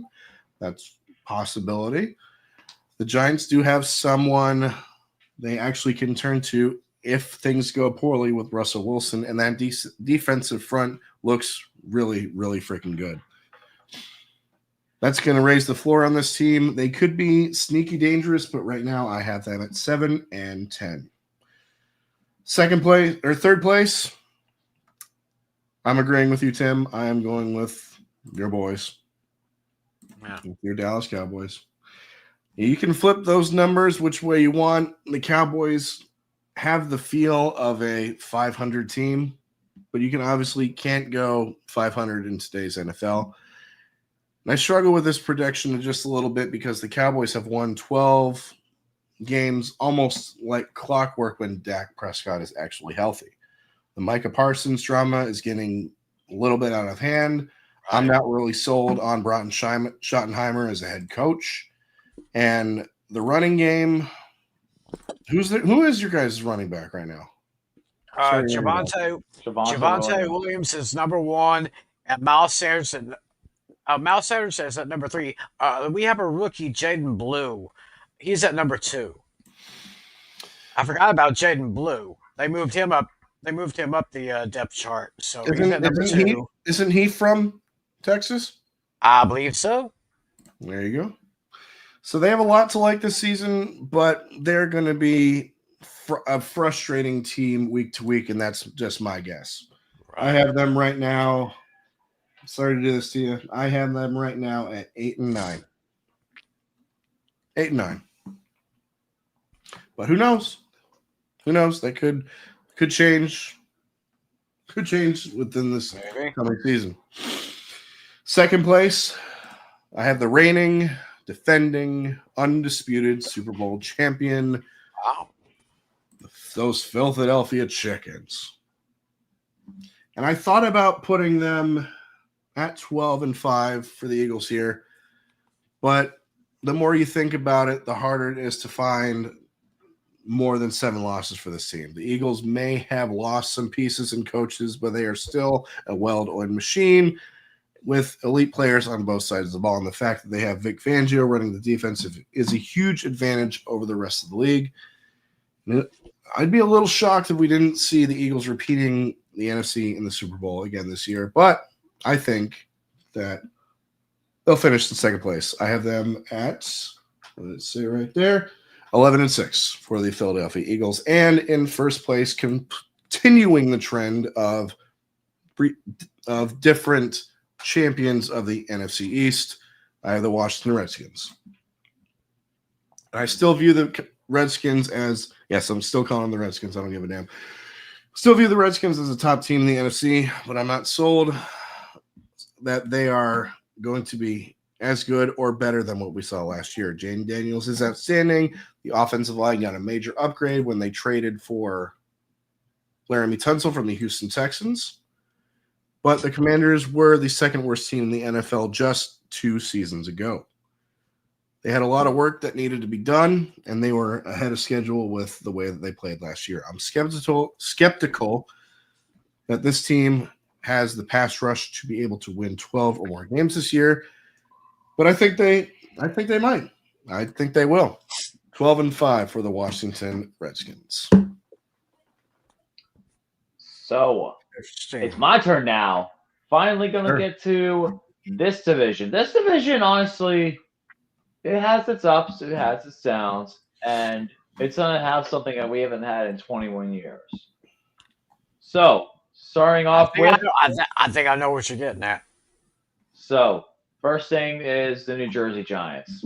6-11, Russell Wilson, Jameis famous crab legs Winston, and Jackson Dart will eventually start a game. We're going to have 3. Yep. You're going to have 3 quarterbacks start for the Giants at some point this year. Russell Wilson probably will start the most, but still, I don't see really much improvement for the Giants. They have some key players, though, and you're going to see Cam Scatterbo at some point have a really good, solid rookie campaign, but Giants is 6-11. Next up, sorry, Tiny Tim, those Cowboys. I have them going 8-9. Why? It's a simple fact that they just do not have a running game. Their passing offense does look like to be a top 5 pass-efficient offense. That means they're going to attempt to pass the ball more than run the ball, and they'll be the 5th highest at that mark. But their defense has a ton of question marks, and I still think that Brian Schottenheimer as a head coach was not the right hire. It's going to go 8-9 for them. And then I do have the Washington Redskins finishing in second place in the division like they did last year. This time at 11-6. 11-6. I think that they are a very solid team, but still, I just don't see them being the number one team in the division. I think that they do have a really, really strong offense. My main thing is getting rid of Brian Robinson Jr. We'll see how it is. Their newest running back, I think, is the draft pick they got. Is I'm trying to remember his name. Is it Corey Meyer Brissa or something like that, or something like that? Their newest running back. I had to pull it up because he's actually on their depth chart, and he is actually been rising, and that's the reason why they traded away Brian Robinson Jr. So let me go ahead. I'll pull that up because he's rising up a lot of the draft boards, though, and he could be a sneaky good play for this week, like for the first game, which we'll talk about next week. We'll talk about the week one matchups. But Austin Eckler or Ja'Cory Krosky Merritt. That's going to be the draft pick they got. He was actually a 7th round pick this year. And now he's the running back 2 under Austin Eckler. So expect Ja'Cory Krosky Merritt to be another contender for being a really good running back in Washington's scheme. But still, I'm going to have it for the first time in 1 years. Johnston wrote this up. The 21st pick in the 21st time in 21 years. You're going to see a repeat champion in the NFC East, and that is going to be those Philadelphia Chickens. The Chickens. Yes. I actually have them finishing in the number 1 seed in the NFC this year. Like they did last year. Sure, they lost a few pieces in the offseason, but you know what? This Eagles team is still probably, without a doubt, probably the best overall team in the league in regards to a roster. Their roster, it has next to no flaws, and this Eagles team looks like they could compete for another Super Bowl this year. And I have them going 13-4 and being my number 1 team in the NFC. Why is that? You don't know? Do you know? Do you know why that is? I The think Eagles are so much better than the Eagles. Senator Romy. God, I love Senator Romy in that clip, man. It's great. Real quick, before we move on to the West, we got a tenor from Ethan. What's up, my dude? Ready to watch in real time, in your opinion, the worst team in the NFL, Alex? Yes, I am. You're damn right I'm ready. Because next week, actually week 1, I will be in New Orleans for the Cardinals and the Saints game. I'll be at my house. My brand new place watching. And we're going to have you come over to my place to watch some games this week. I'm going to be having a lot of people. I'll be having people throughout the year over to watch some games. Cannot wait. It's going to be so much fun, man. Cannot wait. New Orleans is a beautiful city. Cannot wait to see it. I will be there in New Orleans next year. I'll be going there next year. Well, there you go. All right. Moving on to the NFC West. Last but not least, the NFC West. And this one, honestly, it's kind of tough to pick because this one could go with – you can go with anybody winning this division. Yeah, you can. This is the most unpredictable division in the NFL. I guess I'll go first here. Go right ahead. So, finishing in 4th place for the NFC West, right now I have the Seattle Seahawks. I'm going to need to see what the Seahawks have in mind with their wholesale changes offensively before I can be too harsh of a judgment here.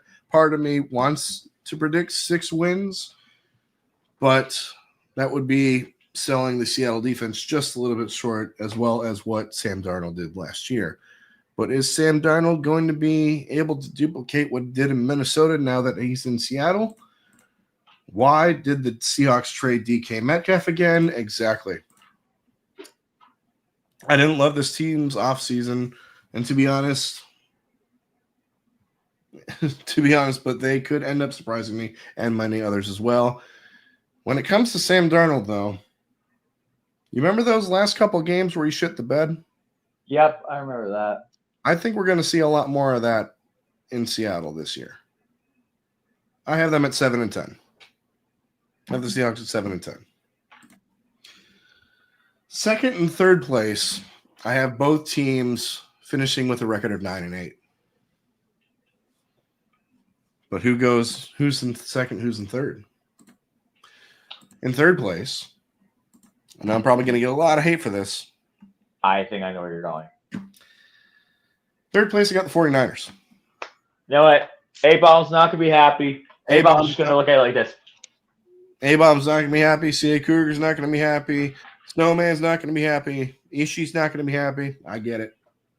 Trust me. I know. The 49ers are the one team I always have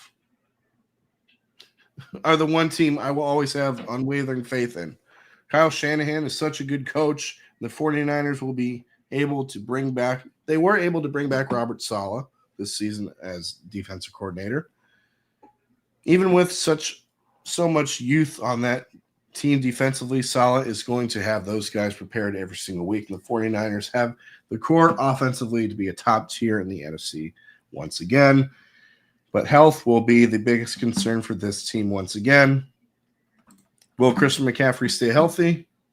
Who will step up with Deebo Samuel's absence because he got traded? We shall see. But my optimism for the 49ers is unquestionably through the roof at this point.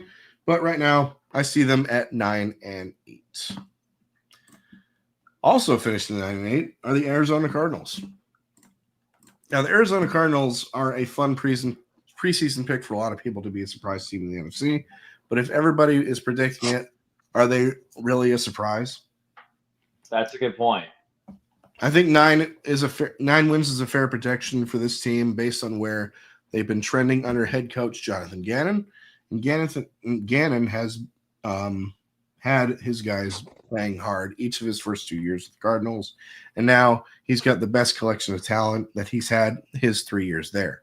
If the Cardinals can get a breakthrough year from Marvin Harrison Jr., they are going to be dangerous in the NFC West. I have them at 9-8 as well, and finishing in first place. And my number 1 overall seed, the Los Angeles Rams. Wow. It all depends on if Matthew Stafford can stay healthy. If Matthew Stafford can stay healthy, the Rams are one of the best teams in the NFC. They are so well-rounded as a roster overall. And the addition of Devontae Adams, him and Puka Nacua, are you kidding me? At wide receiver gets me excited to see them play. The Rams don't have many real weaknesses except for maybe the cornerback position. They tried and failed to bring Jalen Ramsey back into the mix.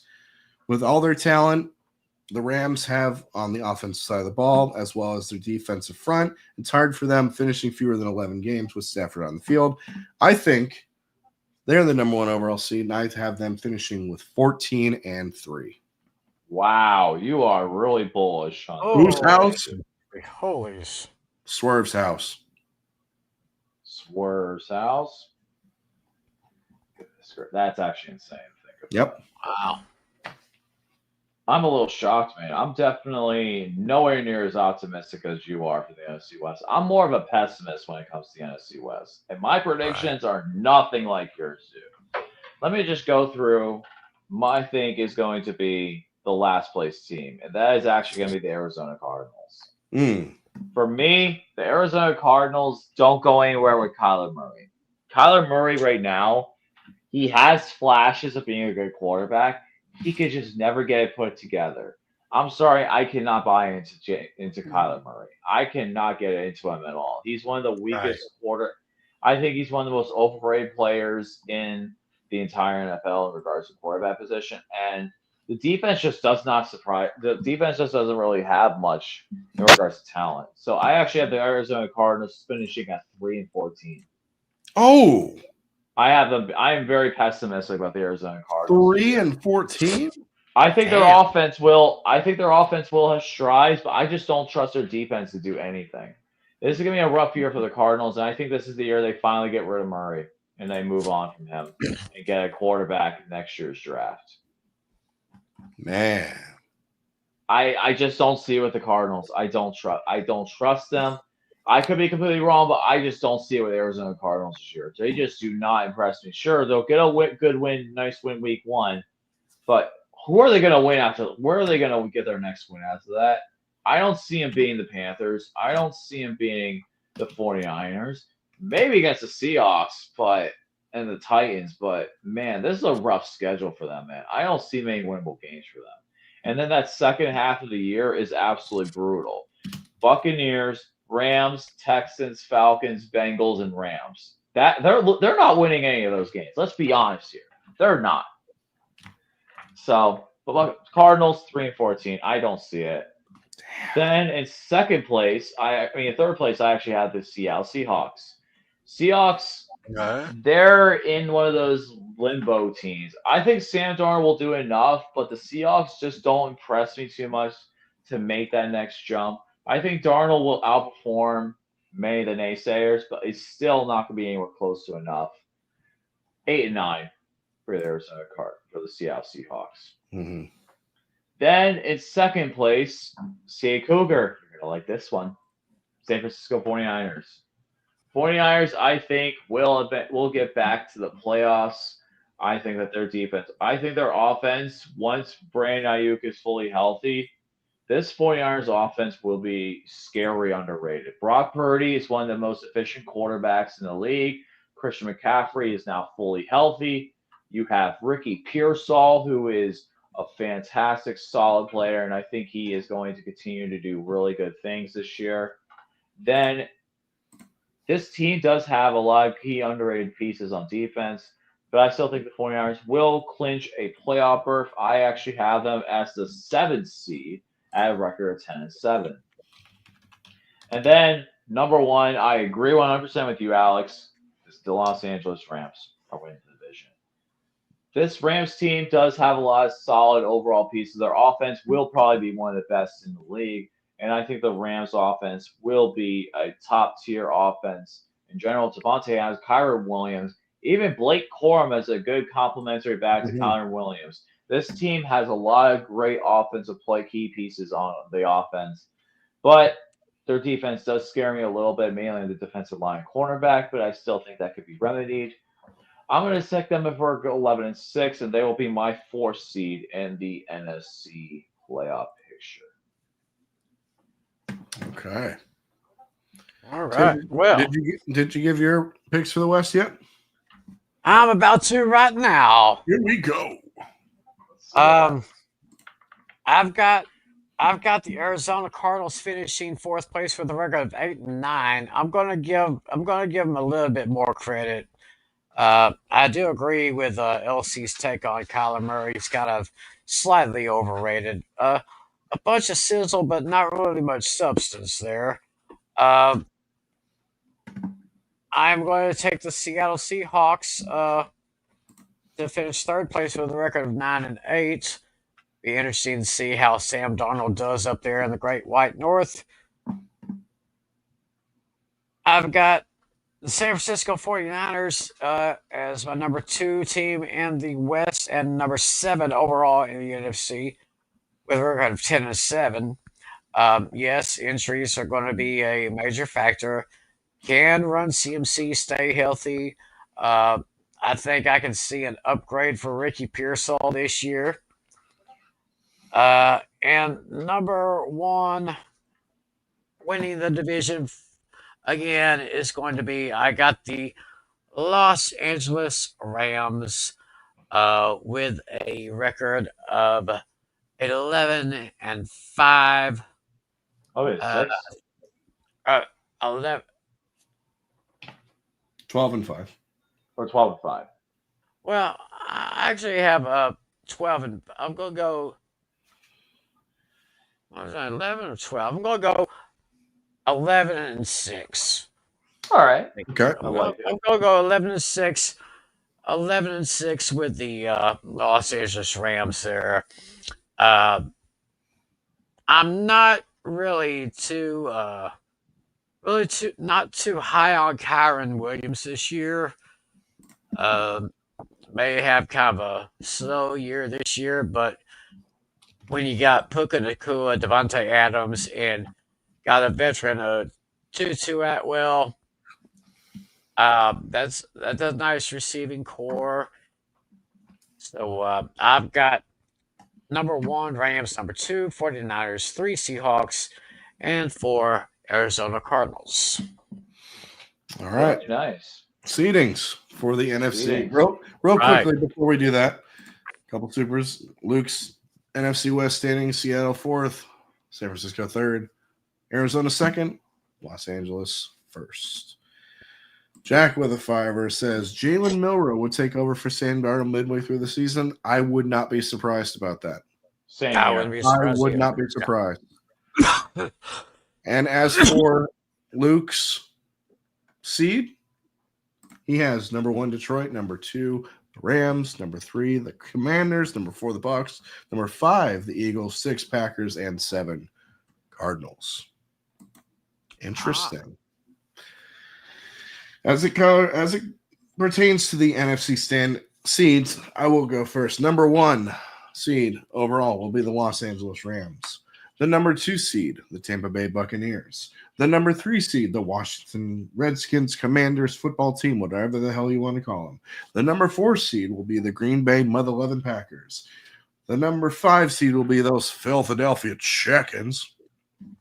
The number 6 seed will be the Detroit Lions. And the number 7 seed will be the Arizona Cardinals. I like it. What do you got, Tiny Tim? As my number 1 seed, I have those Philadelphia Chickens. My number 2 seed, the Green Bay Loving Packers. 3 seed, Tampa Bay Buccaneers. 4th seed will be the Los Angeles Rams. My 5th seed is the Washington Commanders. Number 6 seed, Detroit Lions. And the number 7 seed is the San Francisco 49ers.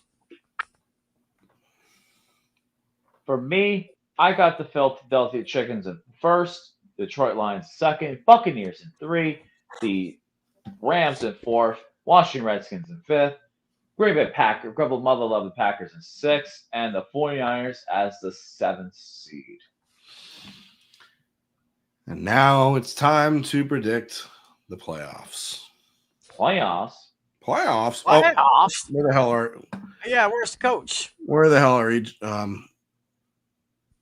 Playoffs? Don't talk about it. Playoffs? You kidding me? Playoffs? Playoffs. Yes, sir. I just hope we can win a game. I just hope we can win a game. You telling me? Especially for the Dolphins' sake. Right. All right. Let's start with the AFC. All right. I'm liking it. Let's start with the AFC. I will go first. In Go the wild ahead. card round, the number 7 seed Patriots will face the number 2 seed Baltimore Ravens. And come on, it's Baltimore. You got to go with Baltimore for that. Yeah. For that matchup. The number 6 seed Cincinnati Bengals against the number 3 seed Denver Broncos. For that one, I actually have the Bengals moving on. Oh. Bengals moving on. 6 seed defeats number 3. And the 5th seed Kansas City Chiefs against the number 4 seed Houston Texans. And I have, unfortunately, the Chiefs moving on, which means my divisional round is the 6th seed Cincinnati Bengals against the number 1 seed Buffalo Bills. For that matchup, I have the Buffalo Bills moving on to the AFC Championship. And for the second matchup in the divisional round, I have the number 5 seed Kansas City Chiefs against the number 2 seed Baltimore Ravens. And in that matchup, I have the Kansas City Chiefs moving on to the AFC Championship, which means the matchup that we all think is going to happen in the AFC Championship. The number 5 seed Kansas City Chiefs and the number 1 seed Buffalo Bills. I think this is the year. If they're going to do it, if they're going to do it, it's going to have to be it. I'm going to go with the Buffalo Bills to go represent the AFC in the Super Bowl. Why? Oh, it's the Bills! Buffalo all the way this time! Nobody circles the Nobody wagon. circles the wagons like the Buffalo Bills. Buffalo Bills. There you go. AFC champion for me is the Buffalo Bills. Tiny Tim. All right. My number 1 seed, of course, is Buffalo. My Super Wildcard weekend has the number 7 Chargers against the number 2 Ravens, and no question there, it'll be Baltimore taking that one. Then I have the number 6 Denver Broncos at the number 3 Kansas City Chiefs, and this is where we throw a monkey wrench in here. I actually see the Broncos upsetting the Chiefs in the wild card round.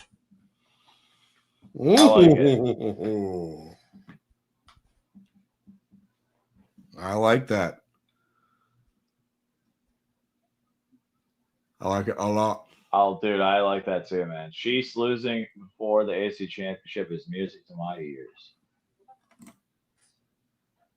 Mm-hmm.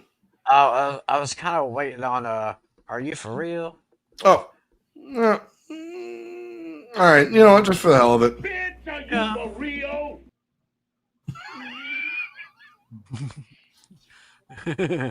You for real?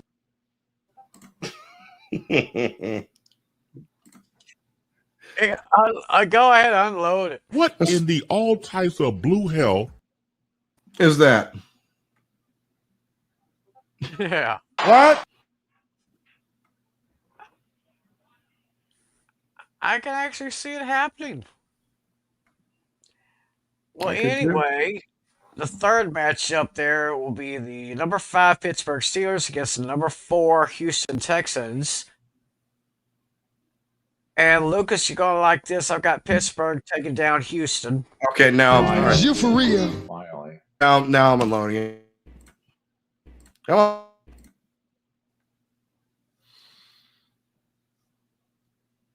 Bitch, are you for real?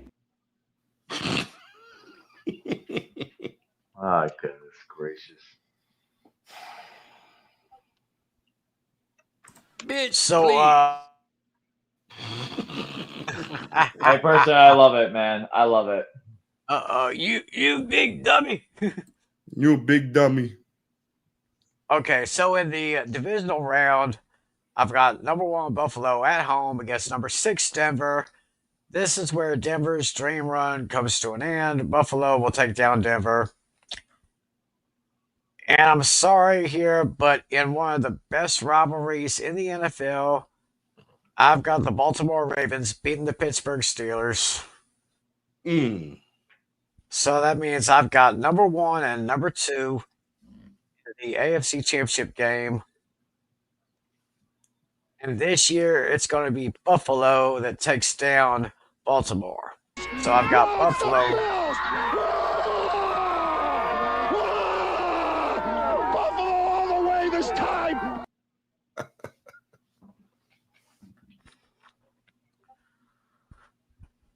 So that's how my AFC looks. Hell yeah. I love it. And now it's time for finally a shocker for my AFC, though. This ought to be good. Buffalo Bills are the number 1 seed. Chargers are the 2 seed. Steelers are the 7 seed. And I have Mike Tomlin finally doing something he hasn't done since 2016, and that's getting a playoff win. Steelers upset the Chargers in the first round. The Chargers may have done well in the regular season, gotten to a division title, but they fall back and realize that Justin Herbert can't get it done in the playoffs. Once again, losing the playoffs. Steelers win 30-27. Then you have the Ravens and the Bengals, 3 versus 6 matchup. And I have the Baltimore Ravens moving on after a high-scoring affair against the Cincinnati Bengals. Then you have the Houston Texans and the Denver Broncos. I have the Denver Broncos defense stifling the Houston's. I have the Broncos defense stifling the Texans 30-17. Then reality will set in for the Steelers. Number 1 seed Buffalo against number 7 seed Pittsburgh. Buffalo kills us, and it's not even close. 34-23. Pittsburgh gets a couple garbage time points, but this game's not even close. And then Ravens-Broncos in the divisional round. Rematch of 2011, but this time it's in Baltimore. Baltimore once again beats Denver in the divisional round, 24-17. So my AFC Championship matchup is the Buffalo Bills and the Baltimore Ravens. And 3 for 3. Let's make it 3 for 3. By Buffalo making the Super Bowl this year. Super Bowl 60 will be Buffalo. Fire. Now it's the Bills. No, it's the Bills! Buffalo all the way this time! Yes, sir. Mm-hmm. Oh, yes. Oh, yeah. Moving on to the NFC. And I will take the reins first on this one. Go for it. Say Tiny Tim for last because this is Tiny Tim's conference. True. Right. So, right. my NFC playoff picture starts with the Detroit Lions and San Francisco 49ers as the first round matchup, 2-7. I have the Lions being the 49ers and moving on 24-17. Then I have a really good game between the Tampa Bay Buccaneers and Green Bay Packers in Tampa. I have the Buccaneers moving on past the Packers off a late field goal by Chase McLaughlin, 23-20. Then I have the upset here, the Rams and the Redskins. The Redskins beating the Rams with the last second touchdown, 34-30. I can actually see that. And then here comes even bigger shocker. The number 1 seed Philadelphia Eagles and the 5th seed Washington Redskins. Redskins upset the defending Super Bowl champions. Oh, yeah. Oh, yeah. That'd be so nice. Oh, yeah, I'm calling right now. 34-30. They upset the defending Super Bowl champion. Jane Daniels gets it done in Philly. And then the Lions and the Buccaneers. I have the Lions winning against the Buccaneers 34-28 and another high-shooting offensive affair. Great offense both around. And then finally, my NFC championship is the rematch of last year's divisional round, Washington Redskins and Detroit Lions. And this time, Detroit gets their revenge and goes to Super Bowl 60. Detroit 30, Redskins third 28 in the NFC championship. Wow. Interesting. Okay. I like Washington to go back-to-back NFC Championship appearance. I just really like Jane Daniels in the playoffs, man. He's another animal entirely. I like that. John Stewart with a tour. Lucas. Yes, I am for real. Lucas. You for real? Yeah. Yeah. Okay. The CA Cougar agrees with me. Look at that. All right. All right, I'll be back. Guys, just go grab something. All right. My predictions are as follows. The number 7 seed, the Arizona Cardinals, against the number 2 seed Tampa Bay Buccaneers. Come on. Tampa Bay is going to win that one easily. 6 seed Lions versus number 3 seed Commanders. I have the Lions moving on. And in the last wildcard matchup, the Eagles, 5th seed Eagles, and that's against the number 4 seed Green Bay Packers. A rematch of last year's wildcard matchup, but this time it's in Green Bay, but it doesn't matter because the result will be the same. I have the Eagles moving on, which means my divisional round will feature the number 6 seed Detroit Lions against the number 1 seed Los Angeles Rams. And I have the Rams moving on to the NFC Championship. And the 5th seed Philadelphia Eagles against the number 2 seed Tampa Bay Buccaneers. I have Tampa Bay upsetting the reigning, defending, undisputed Super Bowl champions, which means my NFC Championship, the Tampa Bay Buccaneers against the Los Angeles Rams. And this year, I think Baker is going to bake. I think the Tampa Bay Buccaneers will be representing the NFC in Super Bowl 60. Holy free holies. Holy free holies is right. That sounds like a very, very daring prediction right there. Mm-hmm. So for my NFC playoffs, my wild card weekend is number 7, San Francisco, at number 2, Green Bay. I can see Green Bay upsetting San Francisco here. Next game would be number 6, Detroit, at number 3, Tampa Bay. I'm going with Baker Mayfield and the Buccaneers on that one. Mm-hmm. And number 5, Washington Commanders against number 4, Los Angeles Rams. I am actually taking the Commanders over the Rams in that one.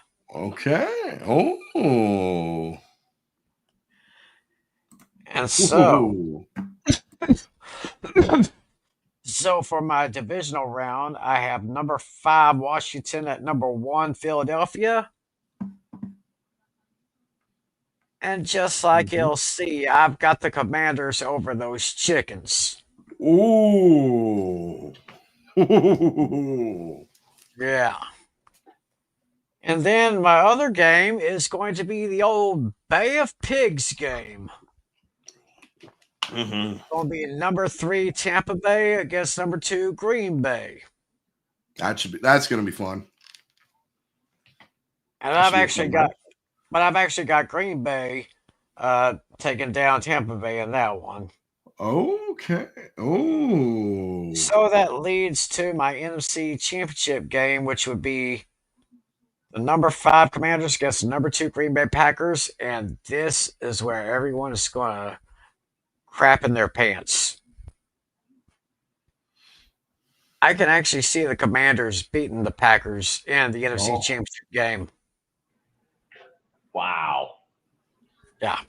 Ooh. So, Dude, I've been listening, man. This is great. So my NFC Championship team will be those Washington Redskins, football team, Commanders, whatever you want to call them.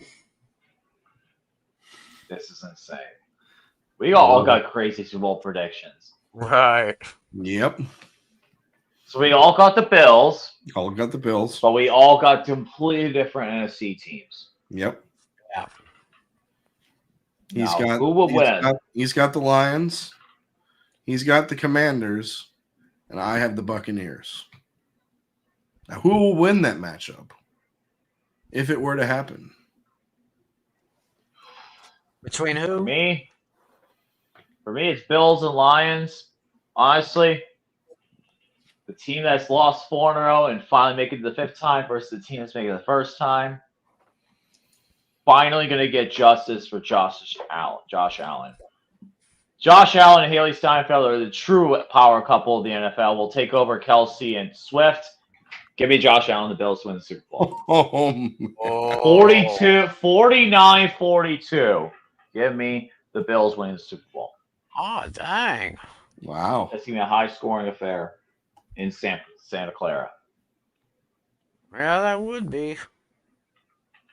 What about you, Tim? If it were to happen, Bills and Commanders.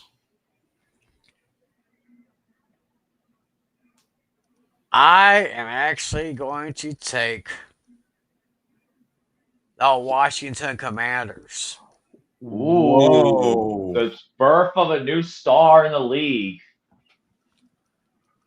Yeah, I see Jaden Daniels just outdoing everything he did last year so well. And I see the Commanders, and I see a trend continuing. No repeat champion in the NFC East. This will be what now, the 21st year in a row? That's right. That's right. So that's how I see it. Before we get to mine, Vampire Luke's is Green Bay versus Buffalo. Shocking. Positively shocking. And Vampire thinks I've lost my mind. And as for mine, Yeah. it's Tampa Bay versus Buffalo. It's going to come down to the final seconds of Super Bowl 60, and the 2 most haunting words in Bills history will rear its ugly head once again. Wide right. Oh my God, that'd be Oh painful. my God. You know how hard that Gary be hurt for that? Tampa Bay is wins their 3rd Lombardi trophy because of the 2 most haunting words in Bills history. That's insane. Wow. That's hard. And Jack with a fiver, his Super Bowl pick is Lions over Ravens. That'd be a good match. That would be a good match. Just as long as it's not Kansas City this year. Just as long as it's not Chiefs. Just as long as it's not Chiefs. Now for the awards. Who do we think is going to be the coach of the year this year? Sean McDermott. Sean McDermott. Oh, I had a list of that. We were just talking that over. We were just talking that over last night on Fantasy Football Fever. We were just talking about the giving out the awards here. So I made my pick for NFL Coach of the Year. I think he's going to improve the team a little bit. I got Mike Vrabel. I'm actually going to go with Sean McVay. I got Sean McVay. I think them being the number one overall seed in the NFC, it's the toughest conference. I mean, let's be honest. NFC is much tougher to win than the AFC, especially now. Of course it is. So I think Sean McVay. I have them at 14-3. I got Sean McVay as my coach of the year. What about comeback player of the year? Who do you think is going to win the comeback player of the year? I'm feeling pretty good about Christian McCaffrey. Same here. I'm actually going to throw a little shot in the dark here. I think it's going to be Stephon Diggs. That would not be a bad pick. The New England Patriots. Not bad. Not a bad guess there. New England Patriots. Or it might be Aiden Hutchinson for the Lions too. That would not be a bad pick either. Defensive Rookie of the Year. I'm kind of leaning toward Travis Hunter, but that could change. It's not. I don't think it'll be Hunter. As much as I want to be a Hunter, it's not going to be Hunter. Okay, if it's not Travis Hunter, my second pick would be Abdul Carter for the Giants. Same here. That's my pick. I think that should be a runaway. Yeah. Offensive Rookie of the Year. Teodoro McMillan. Ashton Jeanty. I got Ashton Jeanty, running back from Boise State, and now with the Las Vegas Raiders. Mm-hmm. Defensive Player of the Year. TJ Watt. Could go. I would love to see TJ Watt, but it's probably going to be Patrick Surtain again. PS2. Could go PS2. PS2. Could go with, Myles Garrett if the Browns actually do something. But I think Aiden Hutchinson. I still got hope for Aiden Hutchinson winning that award. Same here. Him coming off of that injury last year. I think he will be back to his dominant self, and I think he will be I hope he wins the Defensive Player of the Year. As for Offensive Player of the Year, Henry. You're thinking Derrick Henry. I got Derrick Henry. I like Jamar Chase. I like Lamar Jackson. Lamar Jackson. Okay. So Jamar Chase would be John Robinson for me. And last but not least, MVP.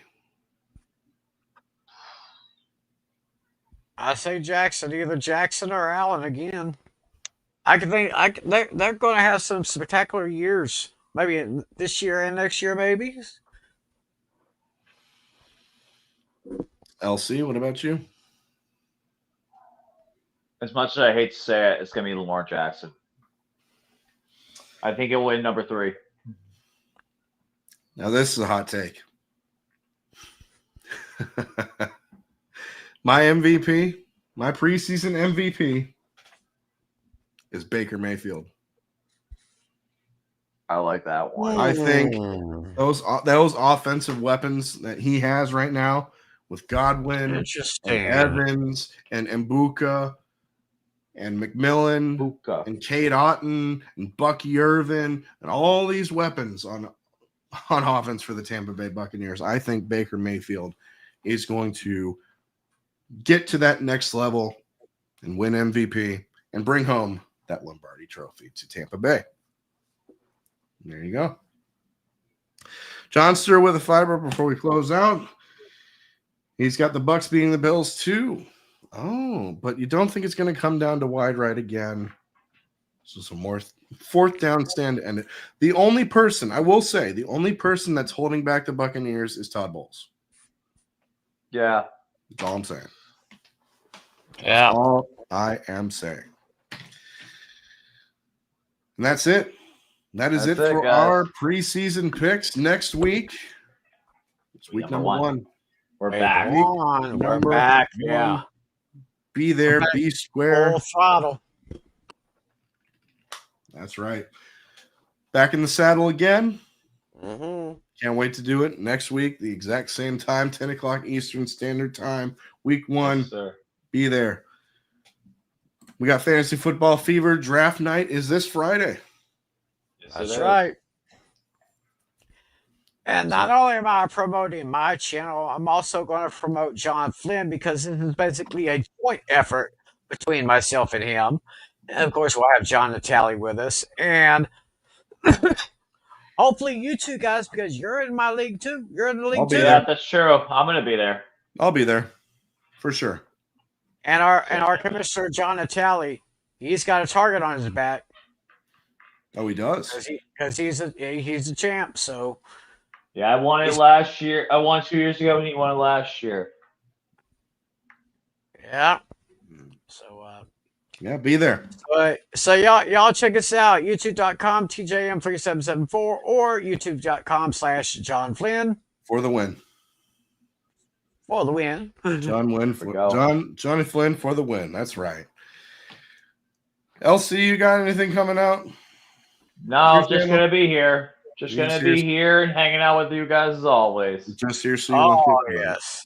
We are back. We are back. We are back. That's right.